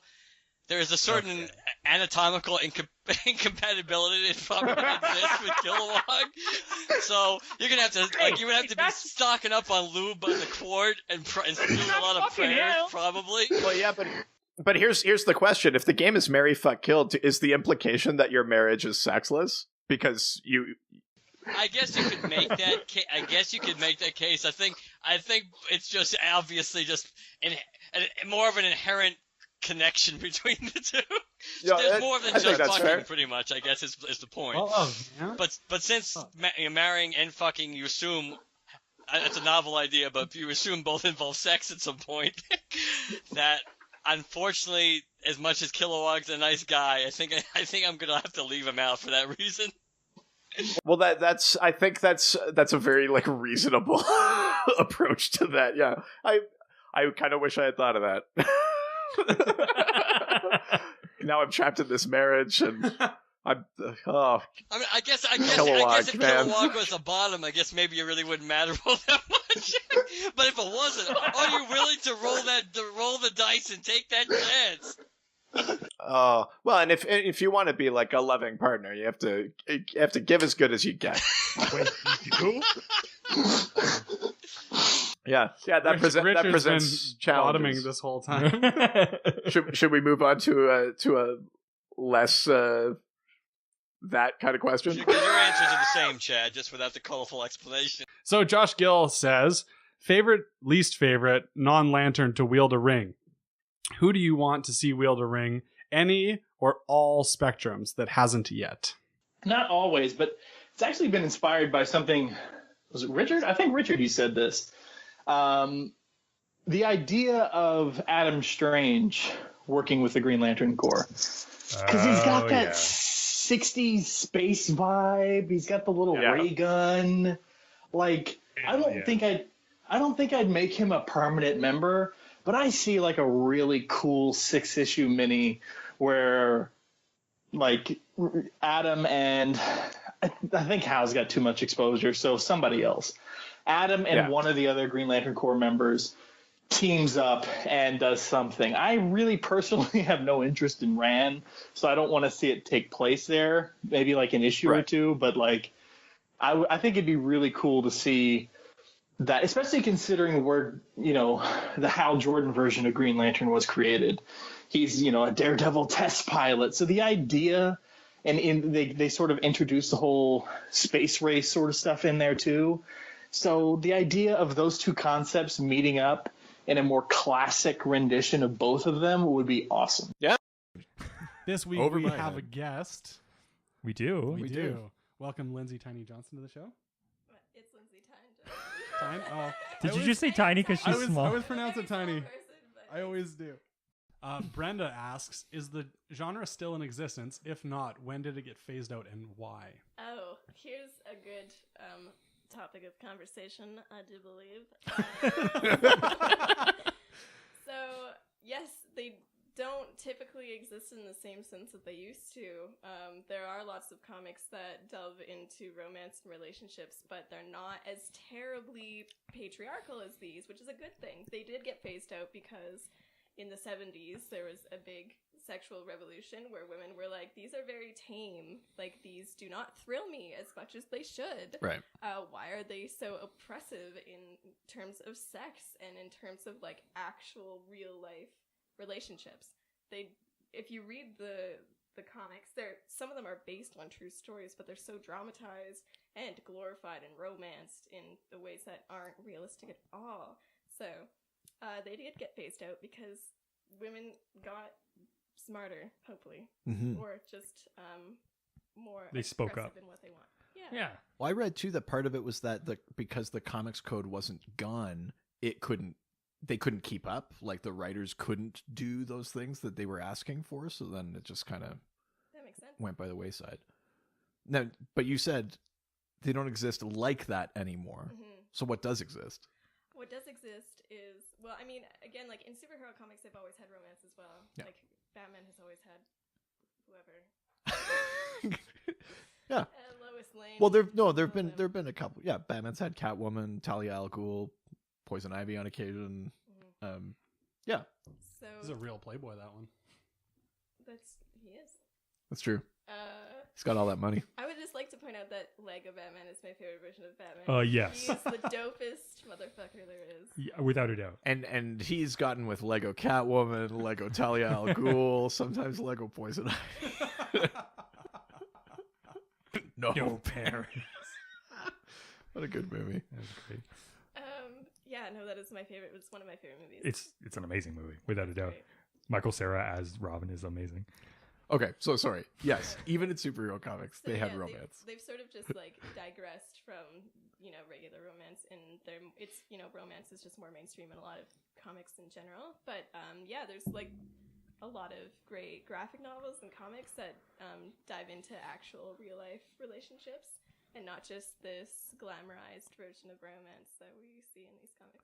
So is the idea that it's just that storytelling in general has gotten better, so there's elements of romance in other comic books, or is there any sort of surviving remnant of like this genre where you like how there's romance novels, like are there still romance comics at all? They started making comics out of like Harley Quinn novels. Oh, okay. I read so somewhere. I haven't read them, but yeah, I can't think of any like popular like immediate comic that is specifically aimed at romance anymore. Right. Yeah. I have just because I am like the DC guy, I actually do have a DC example. But I actually think it maybe like best fits like I think we have a different question, but there was like a one-shot young romance comic book that came out like 4 years ago. Wow. Except that it's all superheroes. Nice. So it's not like really like these came out of retirement. It's like a single comic they put out for Valentine's Day as like a special, and it's like so that actually Soups and up. Lois. Yeah, and this stuff shows like up that. in our next question from Oliver, who asks, "Did superheroes ever show up in romance comics? Is there a Lois Lane love story in any issue?"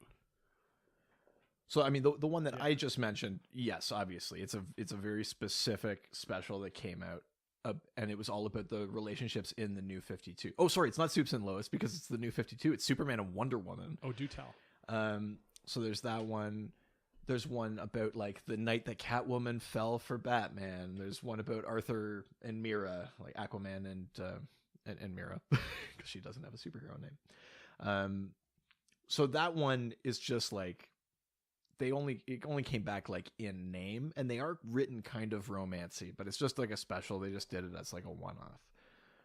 But what I don't know is if in the original runs of these kind of romance comics, they ever delved into, like cameos or like guest appearances from. Well, I mean, many of the men look like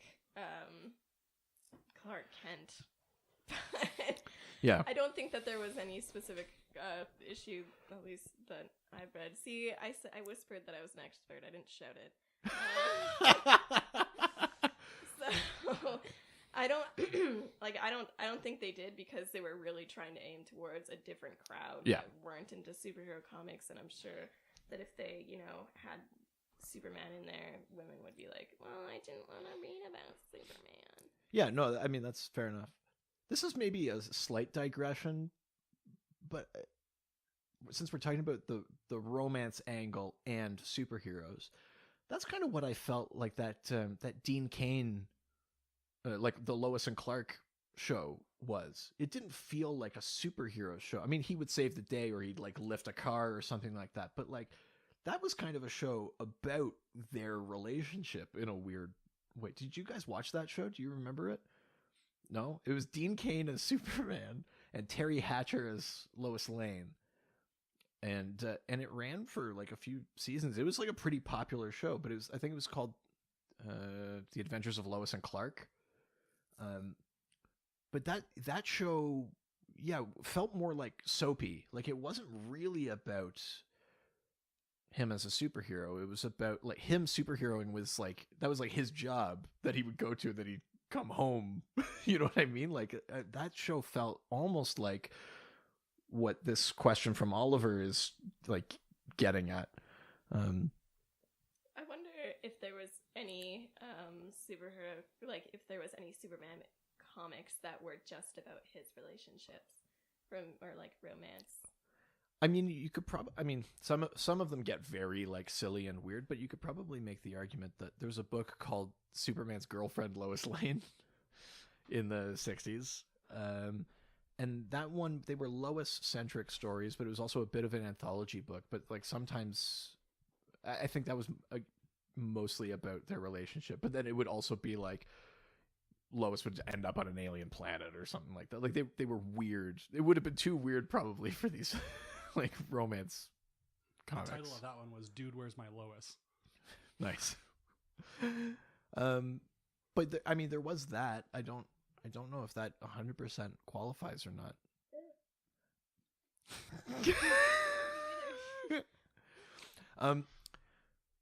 Before we move on, I have a special activity that I would like us to do. But before we do that, I wanted to just more very sort of generally,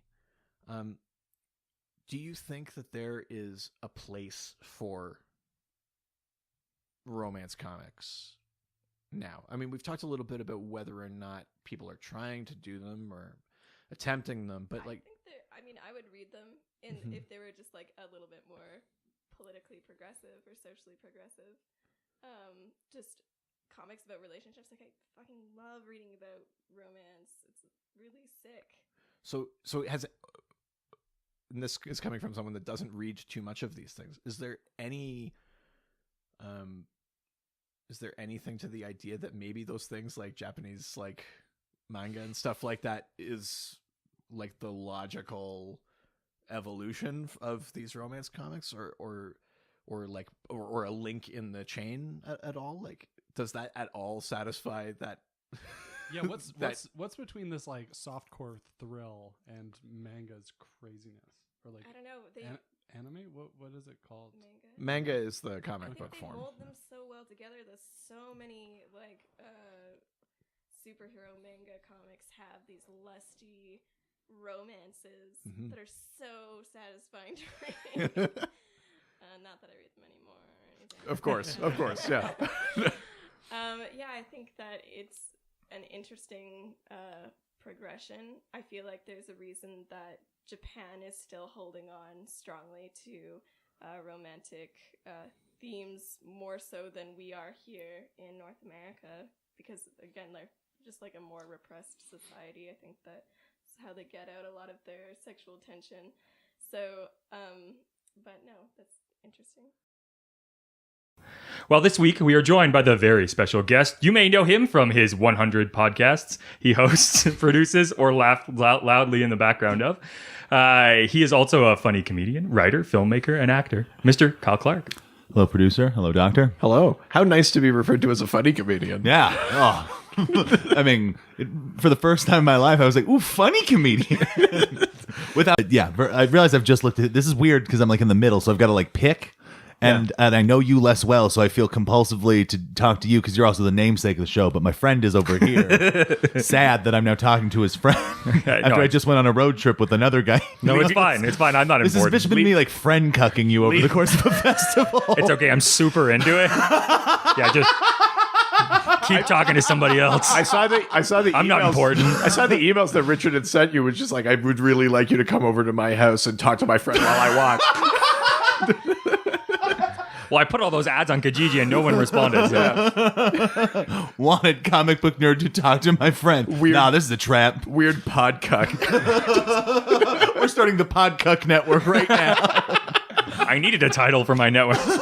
How the holy fuck does a whistle save the universe, Morrison?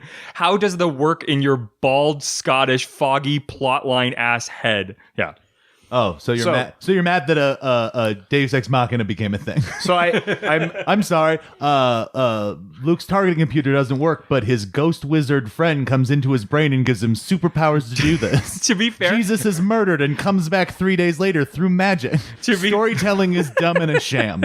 To be fair, I think Bokelman's just butthurt because he runs a Green Lantern podcast and he's never done Green Lantern, so Morrison. God. Well, I can't even fathom what a Grant Morrison fucking Green Lantern book would be. Right? Yeah. There would be people burning comic books in the streets. Imagine a man who's just like, everything is like made up. Reality isn't real. And then you give him the weapon. The space cops. But the weapon that turns thought into reality. And he makes it a Gnort. Even DC Comics is like, we can't do that, man. Well, actually, the answer to that is actually the answer to this question, I think. Because Morrison does do that in Final Crisis. So that's what I know there are more questions about Final Crisis, so I won't I won't go too And broadly. I feel bad for not doing my homework on this. It's okay. You're not clearly missing someday much. I'll have to come back and do a Final Crisis, PS episode. I'm okay with that. Yeah, without a doubt. So I won't go Finally too an excuse to buy it on Comixology. Finally an excuse to come back. Girl, you know I love you. Aww. Whistle I won't go too deep into it because we have other Final Crisis to talk about. But basically, at one point during Final Crisis, in the future, Brainiac 5, member of the Legion of Superheroes, shows Superman this thing called the Miracle Machine. And the Miracle Machine is constructed using the combined power of like the green light of will. And basically this machine has the ability to do literally anything. And Superman he's phasing back into his own time. He doesn't have time to actually use the machine. So he like X-ray scans it, memorizes the schematics, and then in the past, in his own time, has to rebuild it. So then the whistle thing comes back around because Morrison sets up, Morrison didn't set it up, but in Flash 123, like way back, we set up the idea not only of the multiverse, that there was like Earth 2 and Earth 1, but also that they were separated as like vibrational is this planes. New 52 or this is before?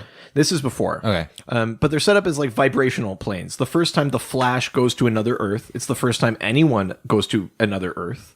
He vibrates at a weird frequency and he pops into Earth 2 where Jay Garrick is. Morrison takes that even further and basically sets up that the fabric of the multiverse is in like harmonic resonance. So far, this all checks out to me. Very Morrison. Very Morrison. So I wish I didn't just believe these things like they're science. Right? Yeah. I mean, in a way, it actually makes me... The hippie in me is just like, yeah, man.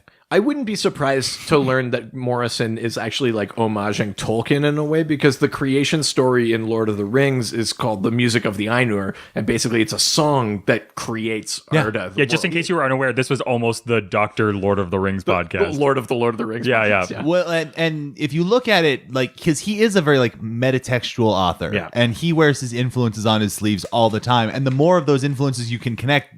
The same way I like with bands, when you hear like, oh, this band sounds like this meets this. Yeah. Grant Morrison is that for narrative. Totally. In that, like, you know, with things like this, what you're describing literally just sounds like it is Lord of the Rings origin story mixed with Harlan Ellison's every story he wrote at a certain point. Yeah, basically. Where it's like, what if you go to the edge and meet God and realize that you can come back and ruin everyone's day? Yeah, that's right. Get off my lawn. Unless you're a lady, in which case, shut up.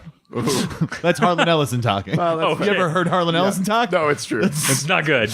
But it's a bad time. Yeah. But basically, because the multiverse operates on... You seem so nervous about that joke. I can't tell which Oh my part. God. Trust me, I've said much worse Right? things on And this I was podcast. like, wait, he said that you're the dark one. And Yeah, no. I'm terrible person. It's okay. Yeah, that's what they all said. Because of this harmonic resonance thing, as the multiverse is crumbling through the events of Final Crisis, Superman rebuilds the Miracle Machine. He finds this element X in Metron's chair that he can use to power it. And so to make like this, to use the Miracle Machine, he uses a vibrational frequency. He basically like whistles. Yeah, this makes sense. He whistles his wish into the machine. That's and not even the dumbest thing a Superman story's ever done. It's not at all. And he wishes for a happy ending, and things turn out. That's literally basically how Final Crisis ends, spoiler alert. And if you think about it on a certain level, that is, again, kind of a metatextual riff on the end of Superman 1. Yeah. Where, like, Superman doesn't get what he wants, so through a series of happenstance of the abstract idea of being Superman, alters the way that narratives would go into a creation of something that gives you a happy ending, because Superman has to have a happy ending. Yes. Oh my gosh. Yeah, exactly. So it is just the shitty time travel thing or pulling an S off of a chest. Grant Morrison's literally just doing the same thing as Richard Donner did. Yeah, to be perfectly honest, this thing with the Miracle Machine and this like particular moment of Superman like saving the day with like this wish on the Miracle Machine is the thing that makes the most sense in Final Crisis. I mean, anything like else about Final Crisis, we'll get into stuff later about like the monitors and Mandrak, the like vampire monitor, and like He does love the monitors. and how Darkseid's fall somehow pulls the multiverse in with him. Legitimate question for me as somebody who has not read it. I think largely because like I find a lot of DC in continuity work daunting, because I've come to DC, but part of what I liked about it is it's a little easier to compartmentalize sometimes and like read up. Like you can drill down without having to go through like, you know, it's not like if I want to like read the last 10 years of Avengers, I have to read like a bunch of trash to get to a bunch of good stories. Marvel terrifies me for that reason. And DC has chunks of that. So like, legitimate question, does Final Crisis have a ton to do with Rock of Ages? Because he's using a lot of the same players on the table, so it makes me think that. It doesn't really, but as with Russell Brand? Was Russell Brand in Rock of Ages? Yeah, he was. He totally Who was he in Rock of It was- Ages? It was the I don't one of know the the bar characters. I saw that movie in theaters. And I don't It was one of the remember. bar owners. Was he? Yeah, it was him and what's his name? Alec Baldwin? and they kiss at the end. Cause I can't fight this feeling. I think I saw that movie on like a Tuesday with my mom.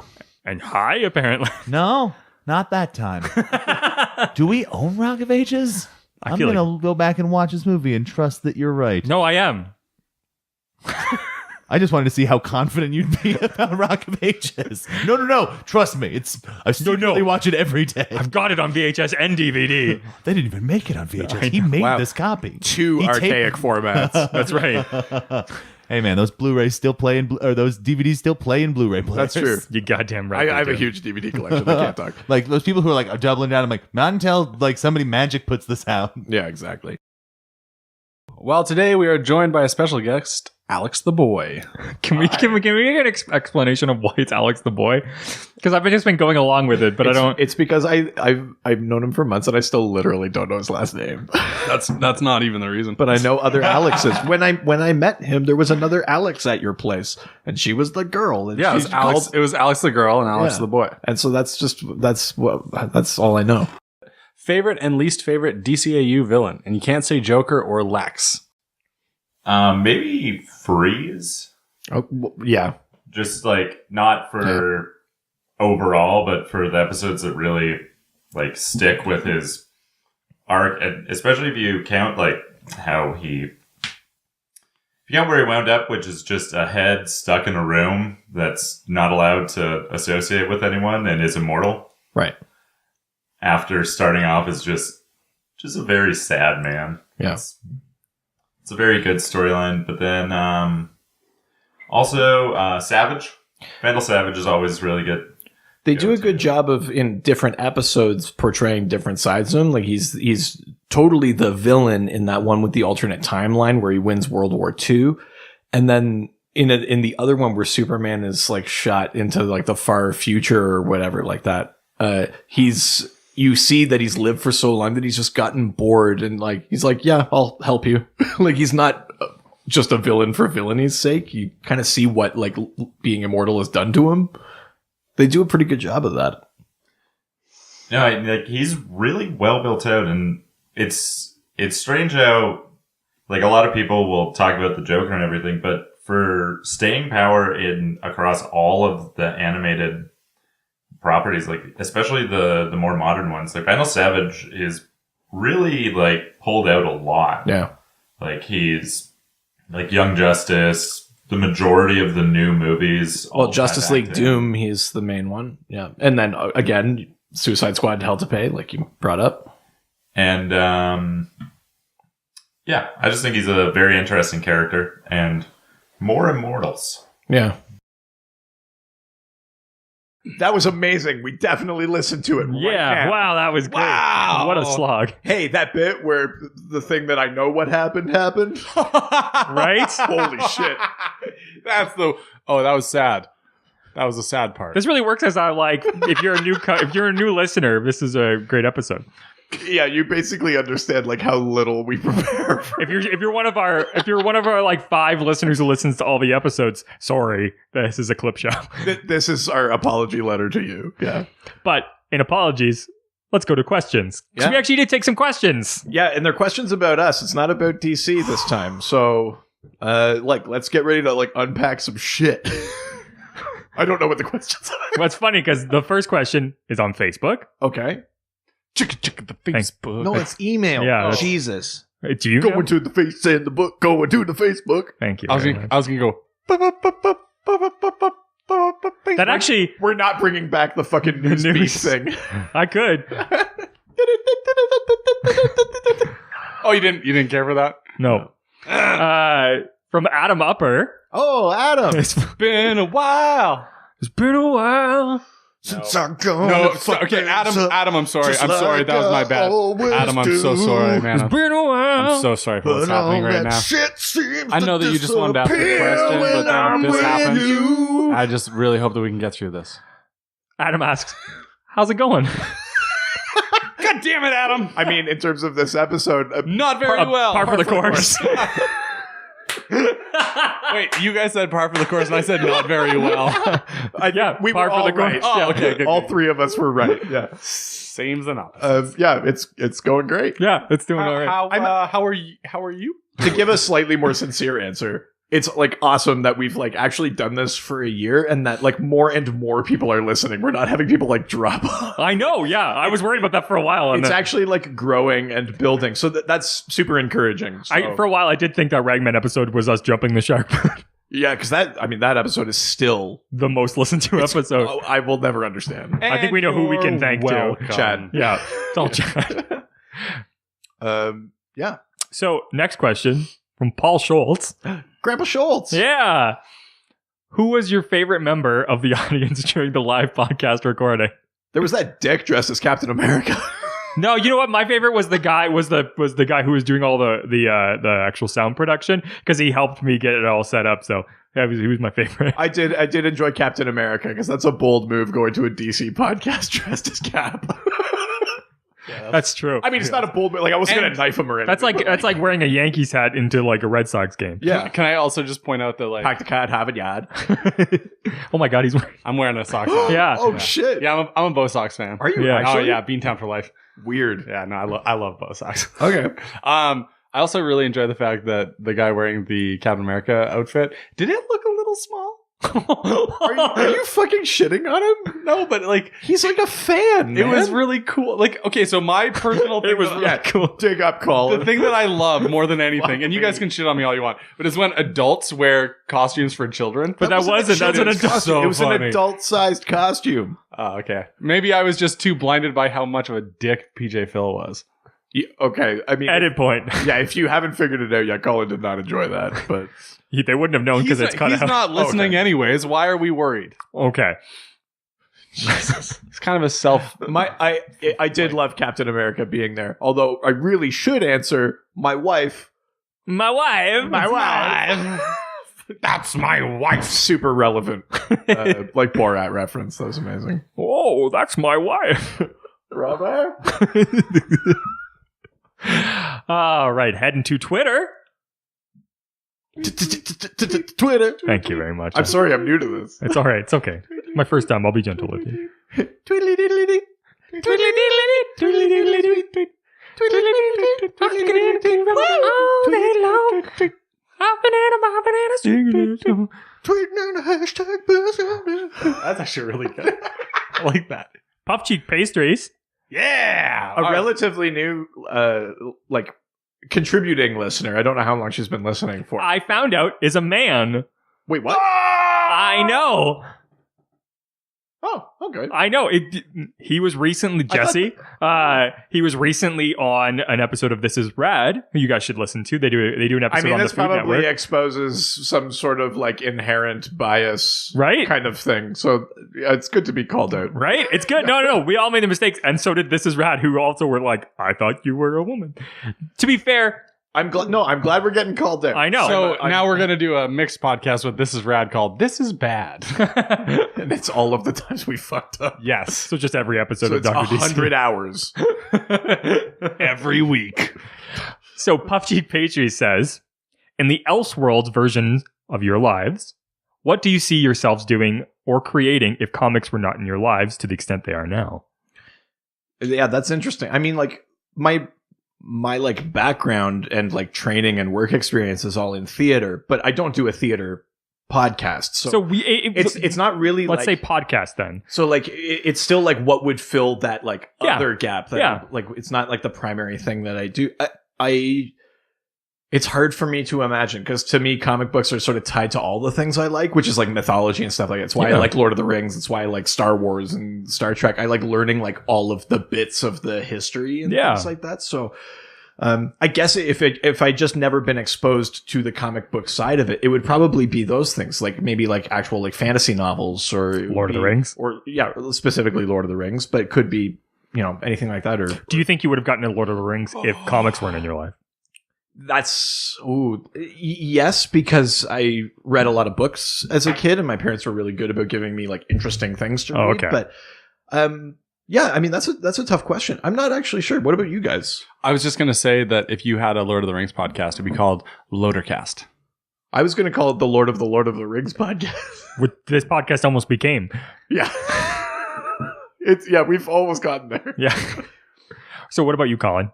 Well, as none of you know, I'm on CBC occasionally, which is a Canadian Broadcasting Corporation. Yeah. And I do a show usually between an hour and 2 Spoilers, hours. we're in Canada. On there. If you didn't know about that. Hey, how much Bailey's in your coffee? Oh, yeah, buds. Oh, yeah, year two. Just sounding like this, eh? Oh, fucking going. Anyways, so the show that I do on there just the other day is a music show. Yeah. It's a music program. And I do deep dives into the background Jello. behind bands and songs. And much like Reed, I genuinely am more interested in the mythos and the backstories of things than I really am about the surface of them. And so I like to get really into the background of like band members and, you know, what songs were written during what portions of their lives. And you talk a lot about like inspirations behind certain lyrics or things like that. Like you really get into that. Like that's the show where Colin is me. Like Colin's super out of his element here, but Colin's fucking on fire when he's doing that music show. It's actually really something to behold. So absolutely, yeah. Like you'll never find it. I get to say things like, "Do you guys know who Prince's drummer was in the '80s?" Guy Gardner, Prince Jr. Bride of Prince. I don't know. I'll give you a hint. Was it Richard Starkey? He went on to have a career as a frontman and quite a phenomenal guitar player. Gerard Way. Dave Grohl. No. I don't know. No. He was most famously wrote a song called Mr. Cab Driver. Artist formerly known as Prince's drummer. Is this how Colin feels when I talk about the Indigo Corps? Yes. So it was actually Lenny Kravitz. Lenny Kravitz was his drummer, yeah. What? Yeah. And it's like how Taylor Hawkins was Alanis Morissette's drummer back in the day before he became the drummer for the Foo Fighters. He's so hot. Oh, shit. Nice. Yeah. He's a good looking dude, for sure. At any rate. What would be the name of your podcast? Yeah, if you were doing a music show and it was like you as the host. Oh, it'd be called Thank You and You're Welcome. That sounds about right. I kind of like that, actually. Yeah. You're a producer. Make this fucking happen. I know. I was just saying, I'm like putting together lip sync. Yeah, like he's already making the graphic. I'm starting a He's network. An Illustrator right now. Yeah. What about you? So it's funny. This is actually a conversation I've been having with my wife a lot because we talked about doing my wife. My wife. God, guys, grow up. We've been talking about doing a podcast, but also prior to this podcast even starting, and we'll get into that a little bit later. I actually had another podcast that I'm going to be repicking back up, which is called Fest Quest, which is a great show. I'm not just saying that. Thank you very because much. we use your house and your equipment. And I'm hitting you with a stick right now. And I'm getting like all these placards saying to praise you. So the idea behind that podcast is that I started a not-for-profit organization that put on a comedy festival. And so what I wanted to do was track the journey of what it takes to create a big festival and a not-for-profit organization. So I created a podcast called Fest Quest, and we interview people in each episode who are part of the process of doing an event. So whether it's a performer or an artist or an event planner or a production person, like a volunteer coordinator. Yeah, exactly. So all of the people that kind of go behind what it takes to make a really great event. That was the idea behind Fest Quest. So now, obviously, I mean, if you've been listening to a lot of our other podcasts, you'll know that I'm a big fan of Supernatural. What? So you've never mentioned it. So one of the ideas was doing a Supernatural podcast. What would you call it? Natchcast. So the problem is there's already a lot. Superal. Did I just give you the name? No, it's called Natchcast. So it was actually going to be Supernatural, but like super and then natural. Oh. Yeah. Because you make me feel... like a supernatural woman. So that was one of the other ones that we had talked about. Also, probably just like a general movies and television podcast, something like that. My wife and I almost started another podcast called Last Week TV Freaks, which is basically just reviewing like a new week in television. I think your podcast should be coming up with podcasts. But that was a podcast that I wanted to do forever, and I feel like someone's going to steal this idea, which is that each episode is actually just mimicking another podcast. I think you should do that. That's hilarious. It's just so much work. Am I allowed to ask about the one that we had talked about before? No, because that one might actually happen. Oh, okay. I am like jazzed because about that. Yes. I am like, and I think that would be great. Jazzed about that one. Yeah. That one actually might happen. So I'm not going to go into that. But yeah. All the way into it. I think that would be my idea. But Pup Cheek Picture does have a second question as part of shit. All right. So we may as well go into that. Do you believe that the morals you have stem directly from comics or reinforced your upbringing? So I think it's not so much for Colin and I, because I mean, I have only really gotten into comic books in the last 10 years. Yeah, Colin is just this last year. He's 12 years old. But I think for you, Doc, I think that actually is a really great question. I think it would be like a bit of an insult to my parents to say that comics gave me my moral compass. But there's certainly elements in comics that reinforce lessons I would have been taught elsewhere. Like about, like general sort of societal compassion. Yeah. Right? That there's... that there's something beyond just like individually doing well, like you should be contributing. although I will say, as I've gotten older, I notice more and more the things that I don't connect with in comic books. Like, as much as there's like a sort of, there's almost a catharsis, you know, and if you watch those YouTube videos of like someone like tripping a shoplifter in the mall, which I've recently seen, or stuff like that, like there's something about like vigilante justice that does like kind of hit some sort of cathartic part of you. But I don't believe that a society should be modeled on it, and that's what people falling down is just funny. And that's what comics gives you, is a society where everyone takes the law into their own hands. Like, I would never vote for that, but I read it. You know what I mean? Like, that's a disconnect that I have there. But those ideas of like giving people the benefit of the doubt or second chances or doing something beyond yourself, I won't say that I live up to that, but I do believe in it. You've been giving me second chances since episode 2. I'm always giving you second chances. When we first met, you thought my name was Neil. It's because you said your name was Neil. I didn't. Why would I say? Is this real? Yes. Oh yeah. Why would I say that? And for like weeks, everyone was just like around us. I was too nice to correct him. No one corrected me. That does sound about right. Yeah. So I just kept calling him Neil for like forever, because I remember talking to your wife and being like, "Hey, say hey to Neil for me," and she was like, "Who?" Yeah. Okay. She's going to come That's for me. Hilarious. Fun little side thing where I work in town. The person across the hall that I've worked like near for like well over a year now, I realized like a month ago that he thinks my name is Reese, and it's not. Is that Witherspoon? Yeah. Oh wow, that's so funny. Mind you, but I'm too far in. It's been like 14 months. Oh, I know who you you're have to talking quit. about. You have to quit your job and leave the city. I'm leaving that job. I'll go to that place and start being like, oh, it's a shame that Reed is leaving. No, he'll feel bad. This is the thing. I'd feel too bad. I'll commit to that. I'll go. Right? I have zero problems making people feel bad.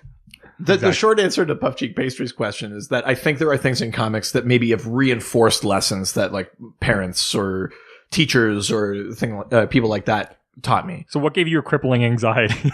The Joker. How much time do we have? Oh, not enough. I also really But I was ready to unpack it. No, it's okay. So long box of darkness says before we get to this next question, can we also point out the elephant in the room? That the Dark Knight, the Dark Knight is like keeping an eye. Are you taking my role? Is that the? It's 9 a.m. and I've been drinking Baileys. That's true. Yes, Batman is looking at us right now. He's lurking.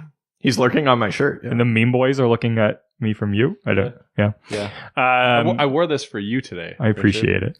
I was like, today's our 1 year podcast. I did not wear my Dr. TC podcast shirt for this. My Ramon shirt's for me, so fuck you guys. Yeah, we can tell. You look like a lesbian from Seattle. It's great. Which is fine. Because I am. There's nothing wrong with that. I'm pointing out what he looks like. Jesus Christ. So Long Box of Darkness wrote to us. All right.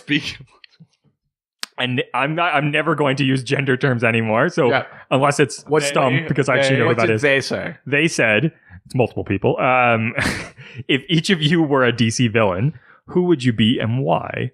Also, just for fun, what nefarious scheme would you come up with to take over the planet / or universe? So is the idea that we're assuming the role of an existing DC villain? We're not like becoming a new... No. Right. Though you could come up with that too. I mean...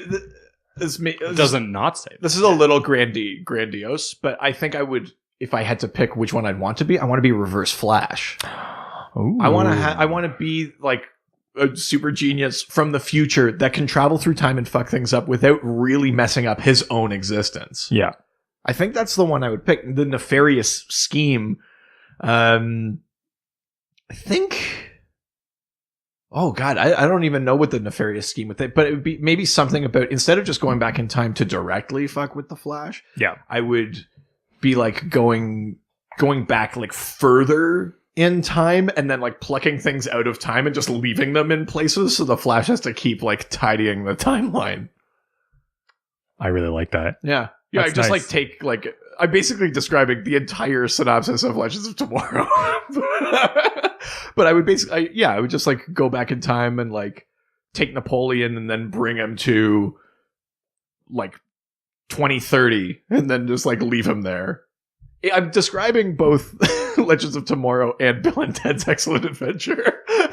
That's amazing. That's what I would do if I was Reverse Flash. That's amazing. Yeah. Colin? Does Lex Luthor know who Superman is? Sometimes, well, in real life, like his alter a couple ego? of times he's found out. Okay. Sometimes he's told, and he doesn't believe it because he refuses to believe that someone so powerful would choose to live as mild-mannered Clark Kent. Okay. So I would be Lex Luthor, naturally, as we've discussed in the past. That makes perfect sense. Completely tracks. My nefarious scheme, I would break into Clark Kent's house and make him breakfast in the morning just to fuck his shit up. Your nefarious scheme is doing something nice for him? Yeah, but to make him... I mean... to make him concerned why, Is it though? bad that you said break into the house to make breakfast? And I was like, oh, that's nice. I just really fucking love breakfast. I didn't say clean his toilet. I said, like, make him breakfast. Because if you feed somebody that knows that you don't like them, they will be super weird about eating that food. And I would sit there that and feels watch like him eat. it feels like a cinematic power move, you know, where you're like, no, go on, eat the eggs. Do it. And they're like, thank you. Have you tried the butter yet? Delicious. I made it. Yeah, did you churn it yourself? Exactly. I made butter. Didn't it's delicious. I got up at 3 this morning. But by the way, have you watched the newest Halloween episode of Brooklyn Nine-Nine? Yeah. When they wake up in the cold open and it's like, and they're both dressed and then suddenly they're like, yeah, I already made breakfast, and then the breakfast is eaten and it's just a hold. Where are my eggs? In my belly. So good. Oh, that was probably my favorite one. That would be my nefarious scheme, because there is nothing that makes people more unsettled than when you make them food and they're like questioning the food. So both of us are just going for the fuck with them thing, as opposed to any 100%. sort of world domination. Well, and Lex Luthor is definitely like a mind fuck kind of guy. Yeah, that's fair. Yeah. Okay, so Reverse Flash, Lex Luthor, Richard. Who would you? So, wait, can I guess? You can try. I don't think you'll get Why it. are you asking me? I'm guessing. I don't run this I'm shit. guessing that that Richard would be the psycho pirate, so he could continue to manipulate people's emotions. Well, so no. That's so weird. I thought it'd be Poison Ivy because that suit, though. Girl, I'd look so good. You probably would. What? I'd just be checking. I just blacked out. What happened? You're picturing Poison Ivy with my face on it. I always do. Oh my god. My wife and Too much truth. My wife and I were going through like this, the Facetune app. I don't know what that is. Or was it one of those apps where it like puts the like hats on you and like all like a things Snapchat filter yeah, kind of thing like that. And there's one where you can be it's like it's supposed to be St. Patrick's Day, but it's just like a girl with like huge boobs, and then it's like my face. Oh, it was very funny. Yeah, you printed it out. It's actually on the wall here. Gorgeous, and I want to be reminded of it every day. Sure, yeah. So this actually, Colin gave me this idea. So, not a villain right now, but now I like the idea of it. Gonna be Gnort.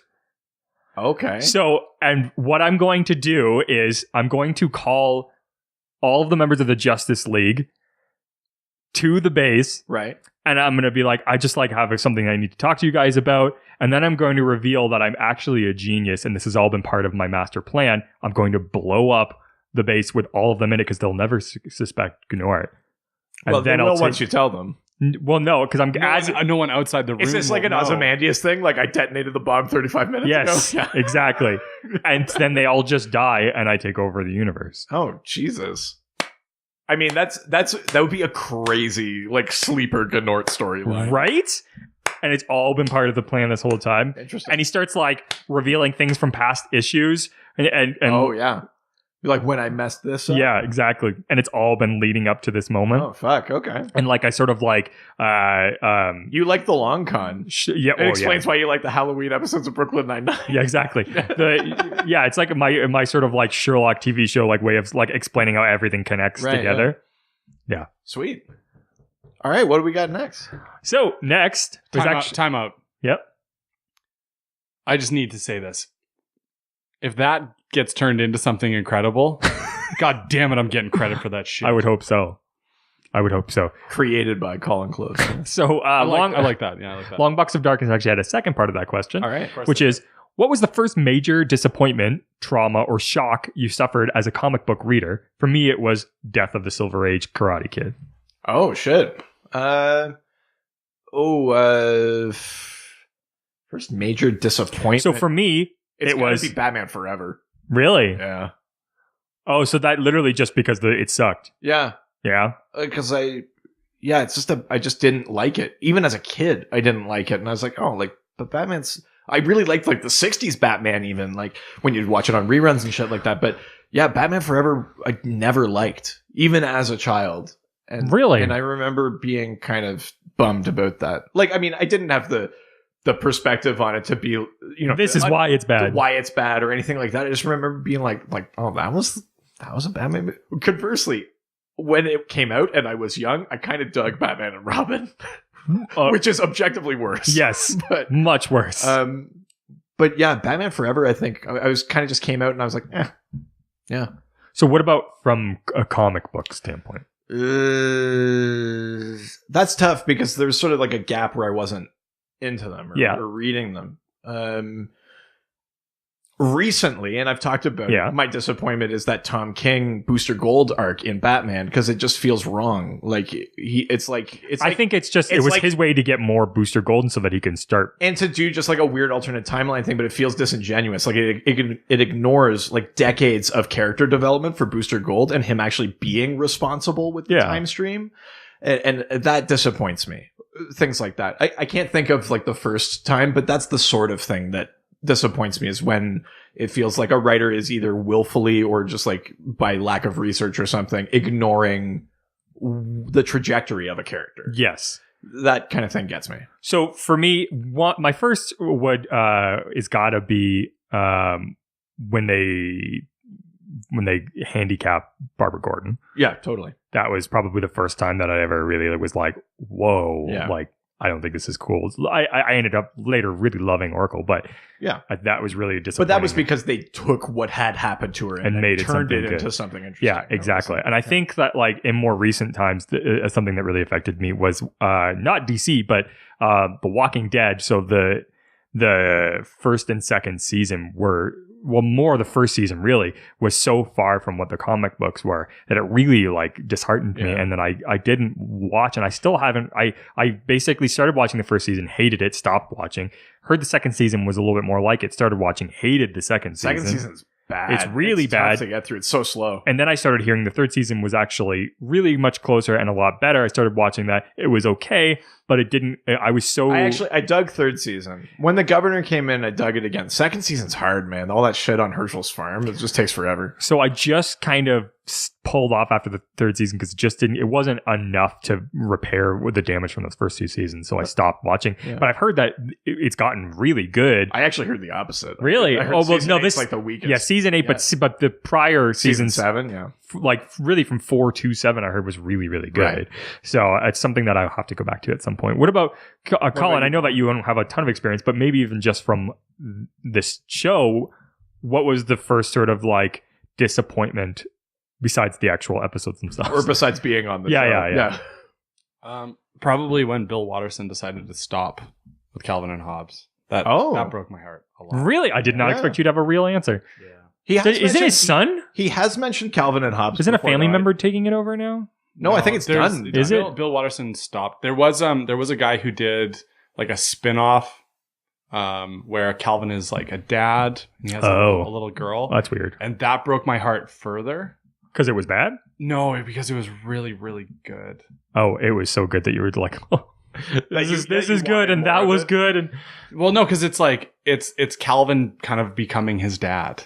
But also kind of like he kind of like loses his imagination. He like gives Hobbes to his daughter. Oh, that's kind of it's like a Toy Story 3 thing, yeah. But it's like it kind of it's hard to watch because it's like it is like the passing of the torch kind of thing for his daughter to have the same incredible imaginative childhood that he had growing up, and that was really, really sweet. The sad thing, however, is that Bill Watterson became a recluse. Really? And like a total hermit. And John Hughes himself? A little bit. And so unfortunately, like J.D. Salinger, so they did a documentary called Dear Mr. Watterson. Yes, I haven't seen that, but I did know about that, yeah. So I'd heard about it from the powers of the internet and was waiting for it to come out on Netflix, got impatient and bought it on iTunes. This was some years ago now.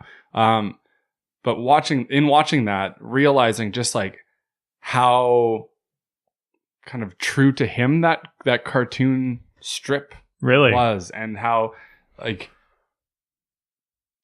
how important it was, I think, for me to know that he had removed himself from society. Yeah. And like a lot of artists reached out to work with him, and then at one point he does like a crossover cartoon strip.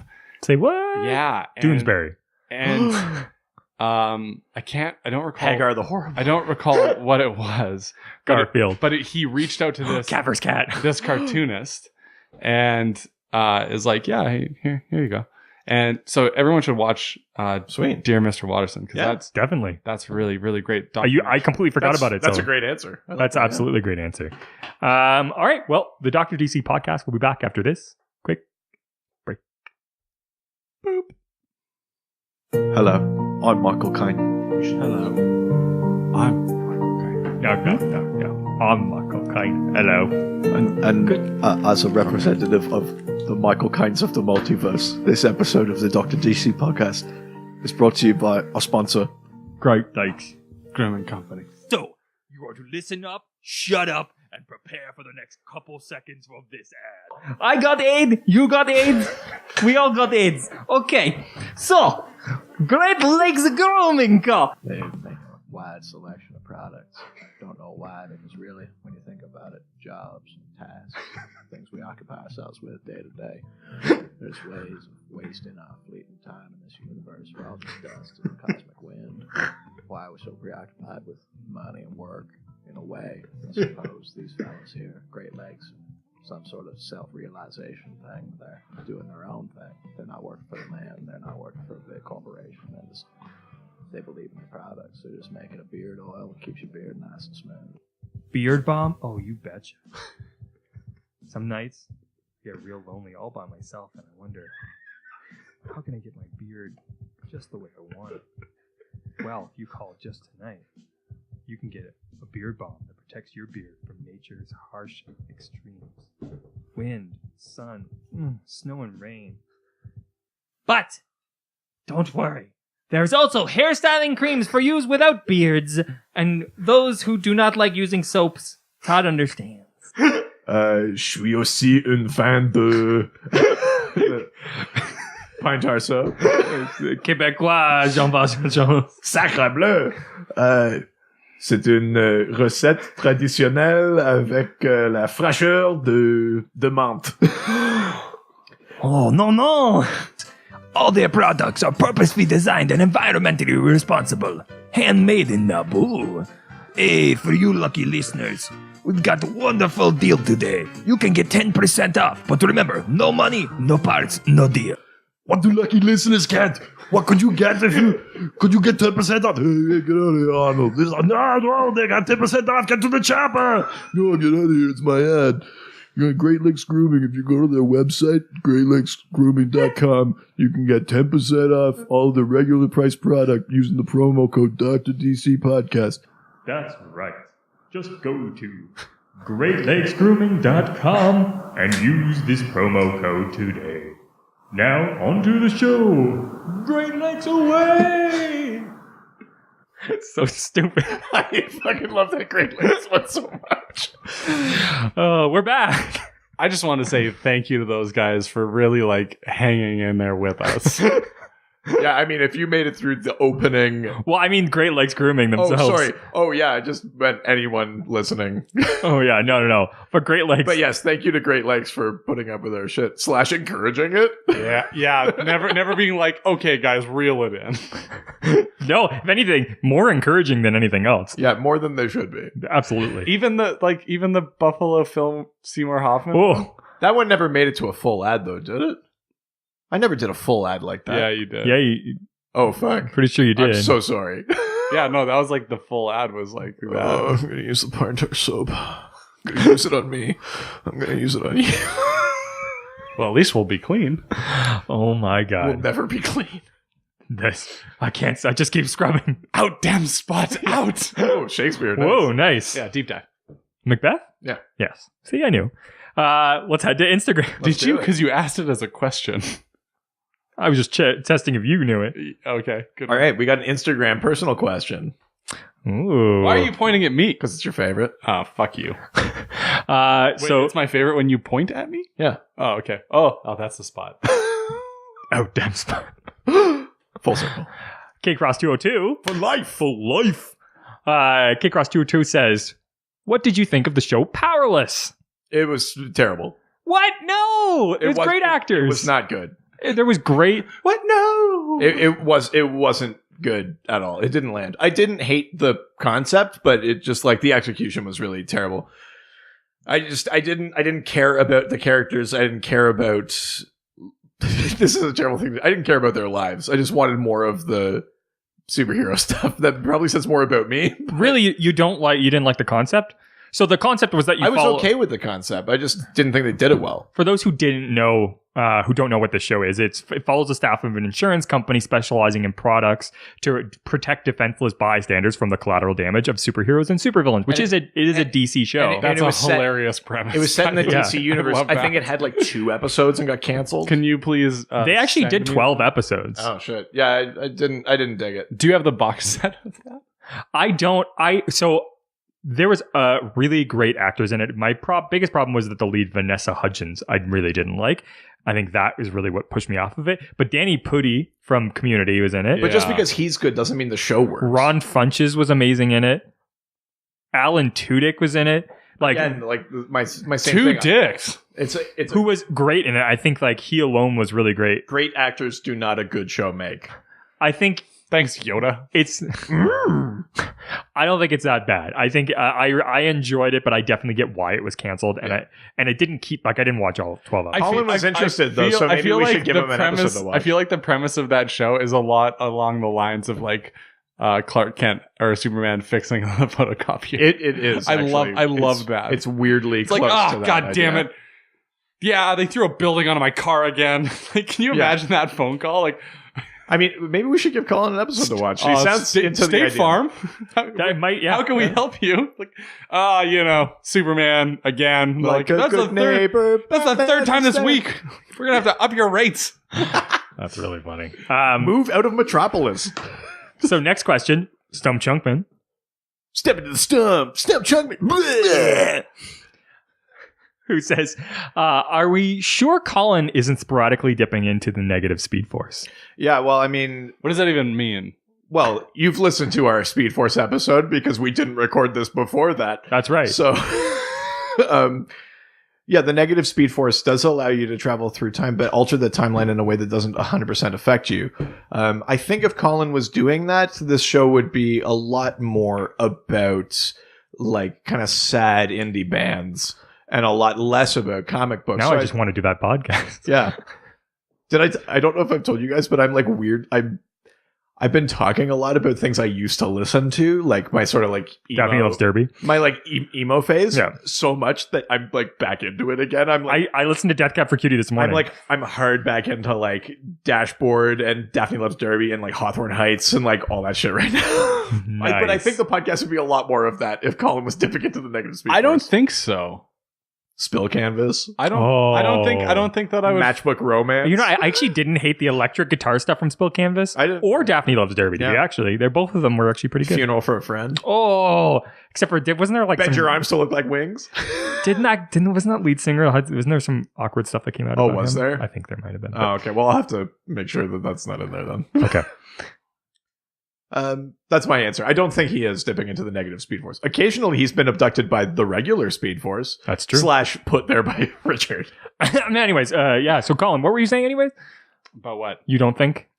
I don't think that I would. I would fuck with all of this too much. I think that because I care about you guys both so much that I would just let you do this stupid fucking show the way that we do it. It was nice and sincere, and then he called the entire thing stupid. But I'll take it. It was a Colin response. Yeah, I think that's. I would say that's. To answer your question, Stump Chunkman, I'd say that's I have been. That's 3 compliments out of 14. This is for on Which is- which on for Colin's Colin- scale. I guess that's a pass. I don't know. That's pretty good. Yeah, It's like 7 smiles. out of 9 grumps. So, next question from Chump Grumpman from our handsome American, the real Josh Gill. Oh, shit. Who asks, how'd y'all meet? What was the driving force behind the podcast? Well, Colin and I met like long before the podcast started. At a Soda Pony show. We met at a Soda Pony show. The prom night show. Who's a great band from Canada.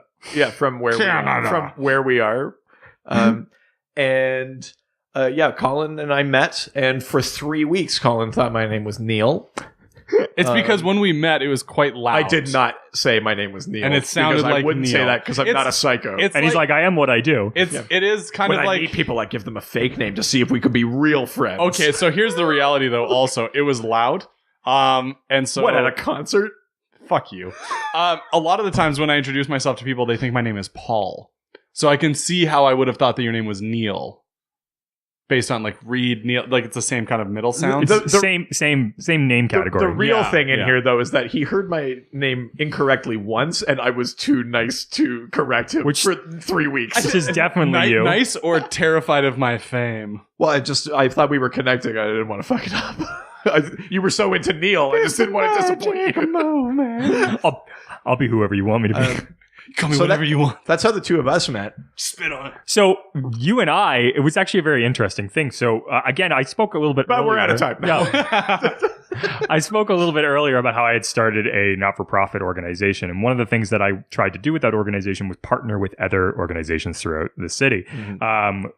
The doctor was working, volunteering for the local Comic-Con organization. Yep. And so we were trying to find ways that we could partner up together. So I went to one of their board meetings and sort of was just pitching ideas and ways that we could connect. And one of the things that I suggested was that they do a podcast, which he immediately and I saw the dollar signs and leapt on it.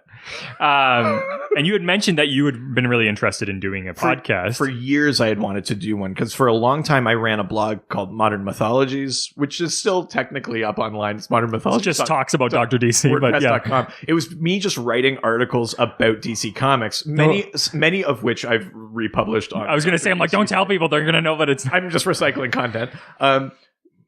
Which is good for the environment. But for a long time, I really wanted to turn it into a podcast, but I don't have like the technical acumen to do that. So when Richard said that, I was like, this is my guy. And then we met up and I pitched the idea kind of sheepishly. I was like, it'd be like me talking about comic books. And he was like, yeah, fucking do it. So this is a great idea. Let's do it right now. And then I roped Colin in because I knew you did your show with Dave White. Yeah. I knew you were like, you had like the radio thing. And I just assumed for some reason that would translate into any sort of momentum or skill for this. And I was wrong. Completely wrong. My favorite thing about how you approached me for this was you were like, I genuinely, in my heart of hearts, could feel you expecting a no. Because you were like, yeah, I'm gonna do this podcast. It's about DC Comics. Do you want? It's dumb. You were like, do you want? You wouldn't like it. You're like, I don't know. Do you want to like, I don't know, be on it or something? And in that moment, I could see this like, please say yes. Please say yes. This face of like he's. Do you like me as much as Neil? No, but I could see the doctor's face saying. Like, just say it. You've said it enough. I know. He's going to say no. Yeah. And so in my like weird way, I'll say yes and then I'll say no later that I can't being a human being, I'm like, oh, this will be funny if I say yes. And so I was like, yeah, I'm in. And then Colin and Richard met the day we recorded the first episode. That's right. Never met before that. No, I had no idea who I was expecting. Thought I was going to be somebody who was into comic books. Thought it would be someone who would at all help. Oh, this is great. He'll take a lot of the heavy lifting off and I can just have fun. Nope. Sit back and record the show. It's just two loafers and Richard. It's basically what this is. And then the driving force behind the podcast. I'm not going to answer this question, actually. I mean, I initially, we talked about this when we got interviewed on the radio. My initial idea is like, it would be great if there was a podcast where people just listened to me talk about comic books for like an hour. And then what it turned into is me struggling to get any sort of knowledge or info about comic books out between like weird, vaguely offensive jokes. Weirdly, I prefer this format to my original idea because it's way less boring. But it was really just, I just wanted to find a way to do slightly deeper dives, but also like just sort of explain basic things because comic books can be daunting. Like there's a reason I don't get super into Marvel. It's just because I haven't been there the whole time and there's a ton of story to catch up on. It's really... Dr. DC brought to you by PBS. It's tough to dive in. So I thought, having Colin, who doesn't know anything about it, I thought maybe having Richard, who has a wonderful sense of humor, it would be like an interesting way to just be like, all I know about Batman is that his parents are dead. Then tell me more. Yeah. And then maybe this would be a way. That's what I said. Tell me more. To help clarify confusing things or get people interested. That was really the reason I wanted to do it. A lot of the like comic book podcasts tend to talk down to the audience or assume they all have the same amount of knowledge. And I think that can be detrimental and really limit your audience as well. A lot of them are also reviews of current issues. And I like those ones too, because then I get to hear what people are thinking of things that are being currently read. But I do feel like there's a bit of like a gap for just answering like weird questions, like how does Superman shave, or like shit like that. Like I like when we get those sort of like off kilter questions, because I get to sort of hypothesize a little bit. It's not necessarily that there's one hard and fast answer. You get to draw from like a whole history of a character or something. So the answer is it's you guys. It's the listeners. It's the only reason why we can do this every single episode is that you guys keep sending in questions and want to know more about these different things and themes and concepts through a comic book. So, and then mostly it's Josh Gill. Oh, it's really great. He's so handsome. It's really great to have people sending in questions because you guys make me feel like less of an idiot. Well, but I mean, like I have questions about things too, but then I also just sit at home and hypothesize the answer. But like, if it's nice, it's much more fun. It's way more fun to do this with other people. Yeah, absolutely. All right, let's head to email. Chicka to email. Thank you. Go to the email. There we go. That's a Facebook one though. Yeah, I don't really have a real format here. Dave Rossi. First question. Dash, I'll turn off the podcast. First question. What are your day jobs? Okay. I mean, currently I manage like a general store in. By the time this comes out, though, will you still be doing that? Yes. Okay. For about like another month. Because I saw the ad posted on the social media. And then I'm actually switching. I'm going back into like theater. I'm going to be like a house manager and like a volunteer coordinator at the big art center in town. Yeah. So that's what I do for work. I worked in theater for a very long time before I moved up here, so I'm moving back into my field, basically. Yeah.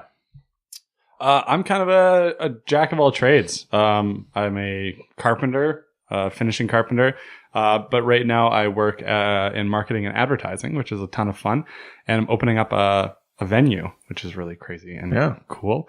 And obviously I do CBC, which is awesome.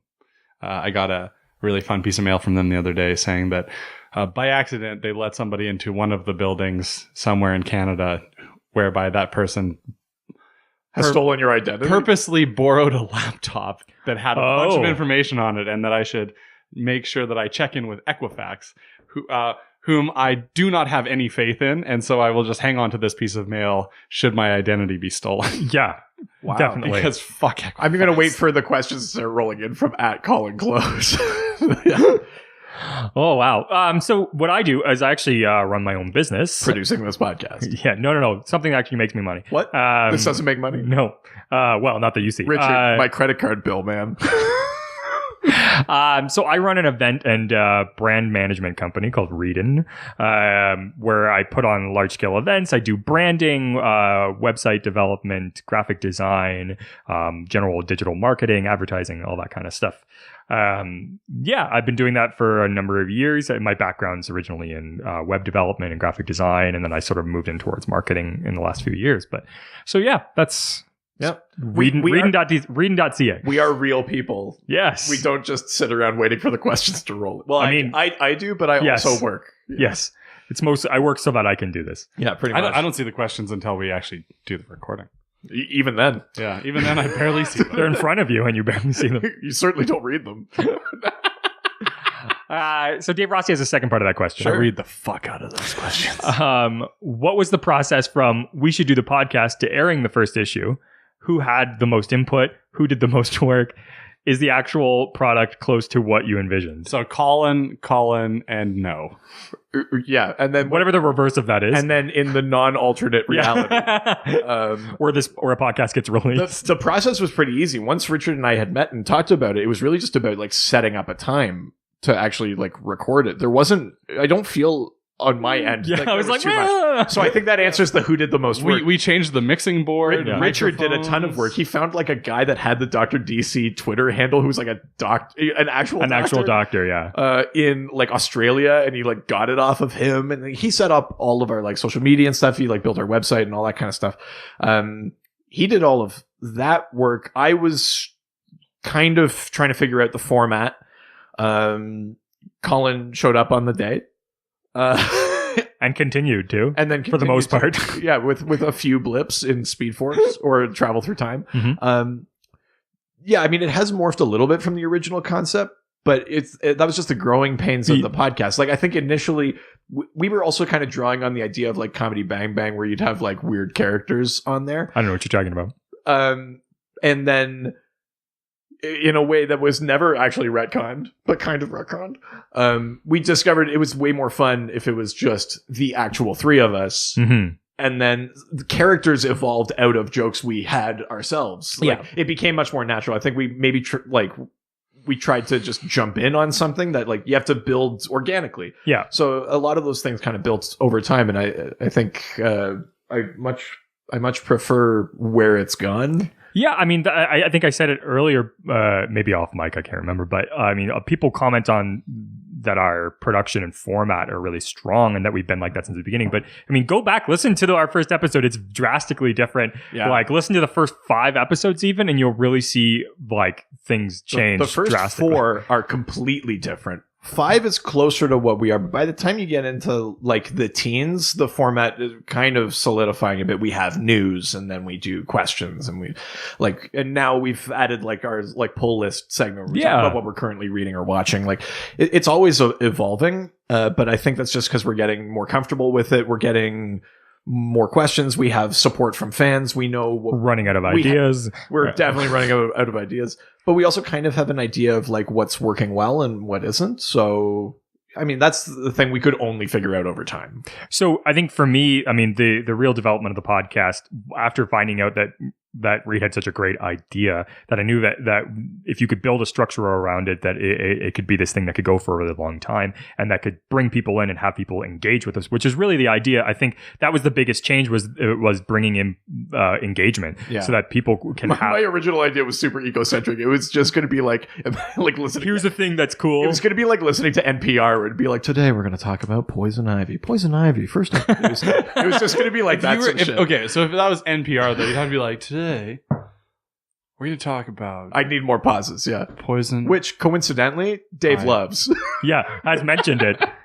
Ivy. And I added so many of them out. He doesn't even realize how much really could be in there. I listened to a recent episode and I was like, this is not how we recorded this. I was like, this took You took me out of context. It was like, holy shit, that was like half an hour and now it's like 6 minutes. I don't know how. But you couldn't tell. No, don't let people know the magic. This is all organic. I'm trying to give you credit for the work you do. Oh, I appreciate it. And so, I mean, for me, you'll see the progression of I think production get a lot better. We started with only 3 good mics. I mean, they're just SM58s, but we had a shitty we're deep diving now. mic. Well, I mean, I think people might want to know this because I think people should start their own podcasts as well. I think it's a great format in a media. But only if it doesn't sound like shit. Also, I run a podcast network, Brain Freeze. Is that the official announcement? I guess. Holy shit. You got this far in. What? But we're due for a more official announcement in July. But yeah, so I really, it's just for SM58s. I have a Behringer USB mixer. Initially, that's not what we were using. We were using something a lot smaller, and it took a lot more like adapters and cords and things like that didn't end up working. So it's a super cheap mixer. The one I got was the X1204, which is it's got enough inputs that you can have for. I think it's important for people who want to know. It's a good mixer, and honestly, and then the only applications that we really use microphone podcast. Is, am I right? I use GarageBand, Audacity, and Levelator, and those are the 3 applications you only really need to do. You can always reach out to me, and I can tell you more about it. But I think from developing the format and into getting the actual podcast stuff set up, it's really easy to go. So, I mean, fuck you guys. Colin, wake up. We're not done. Oh, Jesus. What time is it? Christ. All right. The next question. I feel like Richard during Docmas. You know what I'm saying? Hey. Asleep. Drunk, not asleep. No, you were definitely asleep in one episode. You got called out for it in the episode. I wasn't asleep. I was just so drunk I couldn't put thoughts together. Asleep. What's the next question? Craig Jones. Craig Jones. Craig Jones. I'm Craig Jones. Get my name out your mouth. Who says... Got my name in your phone? That's good. No, get your name out. My Anyways. name out your mouth. Like Mike Jones. Craig Jones asks, the first question is, what is your favorite question you ever got? This one. My favorite question we ever got is one about the Phantom Stranger. I made some great jokes. Yeah. Oh, that's what I loved about it. But it was like a question about whether or not the Phantom Stranger could travel between Earths. And what I liked about it is that it didn't have like a hard and fast answer. I like those ones where you get to draw on like circumstantial evidence to try and figure out what's happening. So I liked that one because it wasn't just like there was a comic that said yes he can. I got to sort of take what I knew about comics and make an answer for it. I think that one's in issue number 7, but yeah, I really liked that one. I thought that was a lot of fun.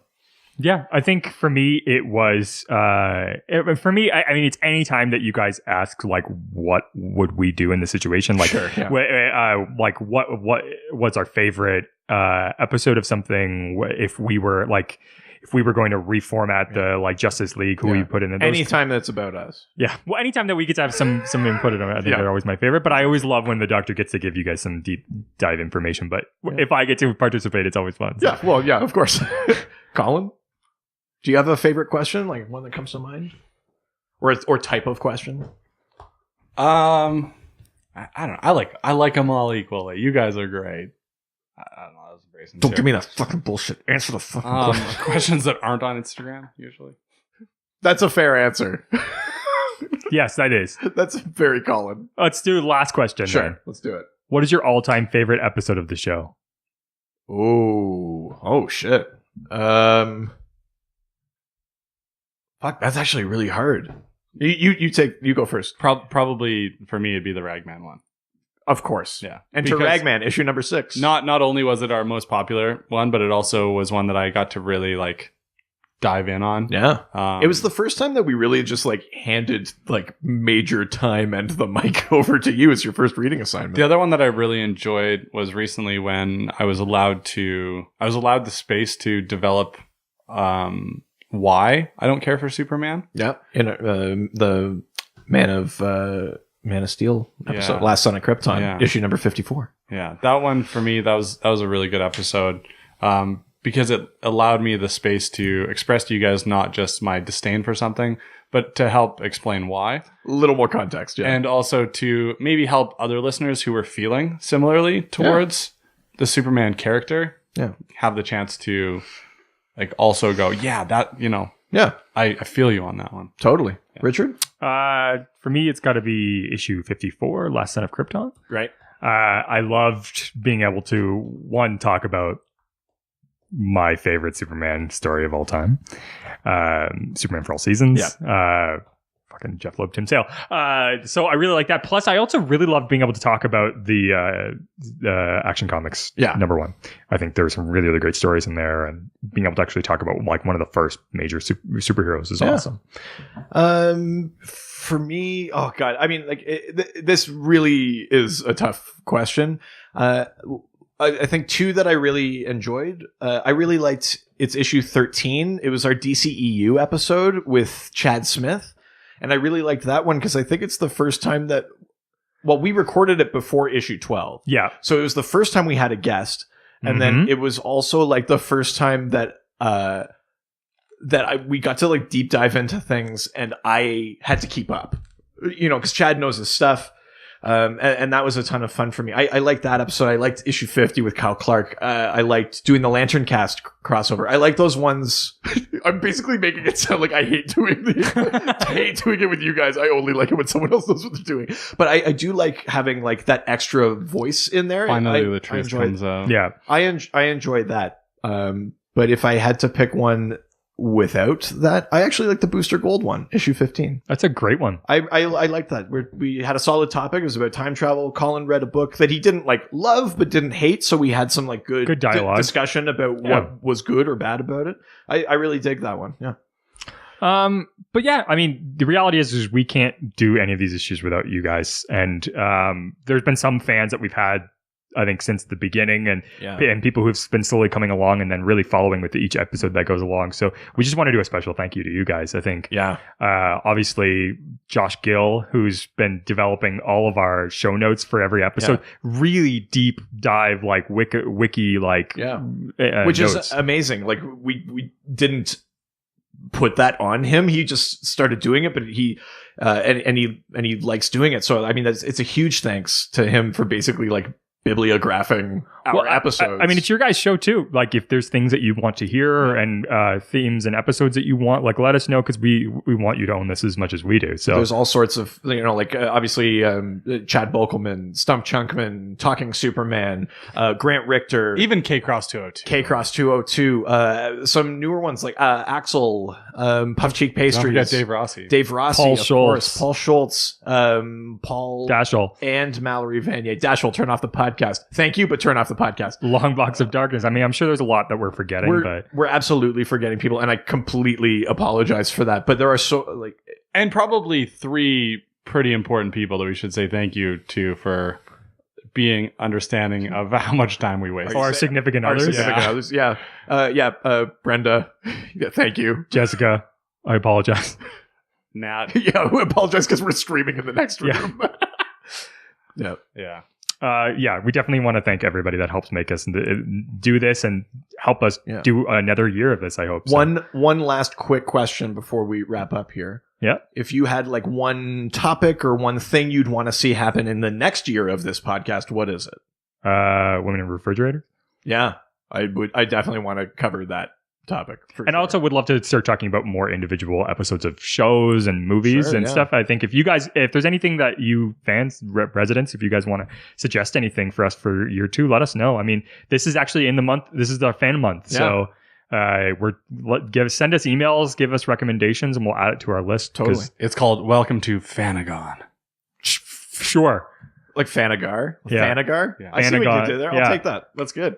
Fanagar? You don't high five. I forgot. No, I don't. What would you like to see in the next year? Year 2. Is there a particular topic or anything? I would like to dive a little bit deeper into Bizarro comics and a little bit more into the ugly and human side of superheroes. Yeah, totally. Stop doing all these bottle episodes. I think there's definitely going to be an Injustice episode then. I think Colin would dig that. Yeah. For me, I think I'd like to get into some of like the magic stuff, maybe more like the Vertigo stuff too, like Constantine. Ooh, yeah, stuff like that. I'd like to do an episode going there. Yeah, I'm definitely into that. Before we wrap up, we just have one announcement. So this is obviously beginning of year 2. So our artwork has changed. Yeah. If you look on the artwork today, it'll have changed, and we'll have brand new image for the podcast. More focusing on, because it's not just the Doctor. Some lucky duck gets to be Aquaman. Yeah. Yeah. Quack quack. Yeah. Lucky duck. What? Oh, I was like, Aquaman what? Quack quack. You know Aquaman's famous ducks, you know his old saying. Quack quack. Ducks fly together. So if let us know what you think about the new artwork, because we're definitely excited about it. And there'll be some more shirts that'll come this year, more merchandise. We'll definitely expand upon that. And the first episode of our second year is going to feature my dad. For Father's Day. Yeah, I mean, this will be the one that comes out before Father's Day. So my dad is in town and will be on the podcast, and he's the guy that gave me my first comic books. And what are we talking about? We're talking about like logical inconsistencies. It's the thing my dad loves the most about comics, is where it's like they say they could do this, but then they don't do this. So I think that'll be a fun one. Just poking holes basically in comic books. What? No, don't bring that up. I know what you're talking about. Oh, his big dick. Oh, yeah. Big dick. I don't know how he's going to fit through the door. I mean, it's such a big dick. It's so weird. I know you're complimenting, but it's I've been trying to like find a chair that he could sit in that'll fit that huge dick. Maybe he can just put it on the table. I think those chairs are called Is your mom going to come? Maybe she could hold it. We do have this casting couch over here. I can't I can't believe this has gotten more inappropriate. Yeah, listen to episode 1 and then now see where the inappropriate levels have really gotten much worse. I mean, we can air these, so that's changed. Oh, I guess that's true. All those episodes we never aired. There's like 10 of them.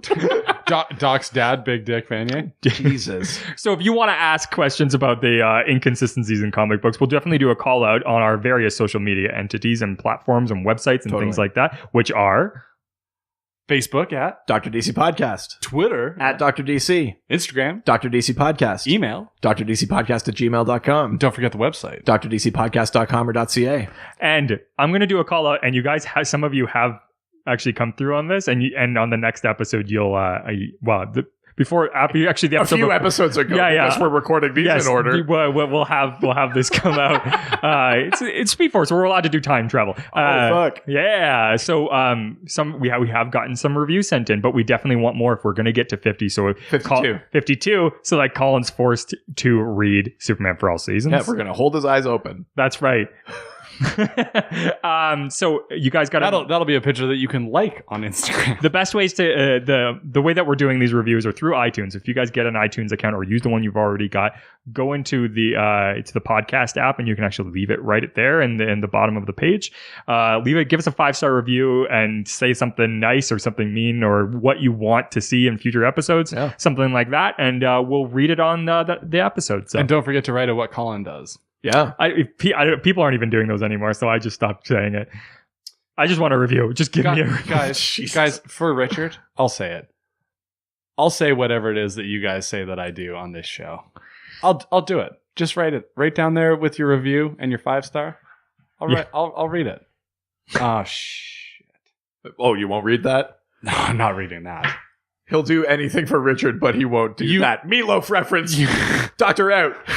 You didn't leave a 5-star review. Oh, fuck. Well, that's it. 2 out of 3 ain't bad. 1 year down. Meatloaf reference. Doctor out. Year 2 next. We'll have a new doctor next year because this one's all used up. Oh. Too many Meatloaf references. You had to fucking end the episode. Some kind of sign off. Adios. Bye. You guys leave me way too much power at the end of these shows. A potato.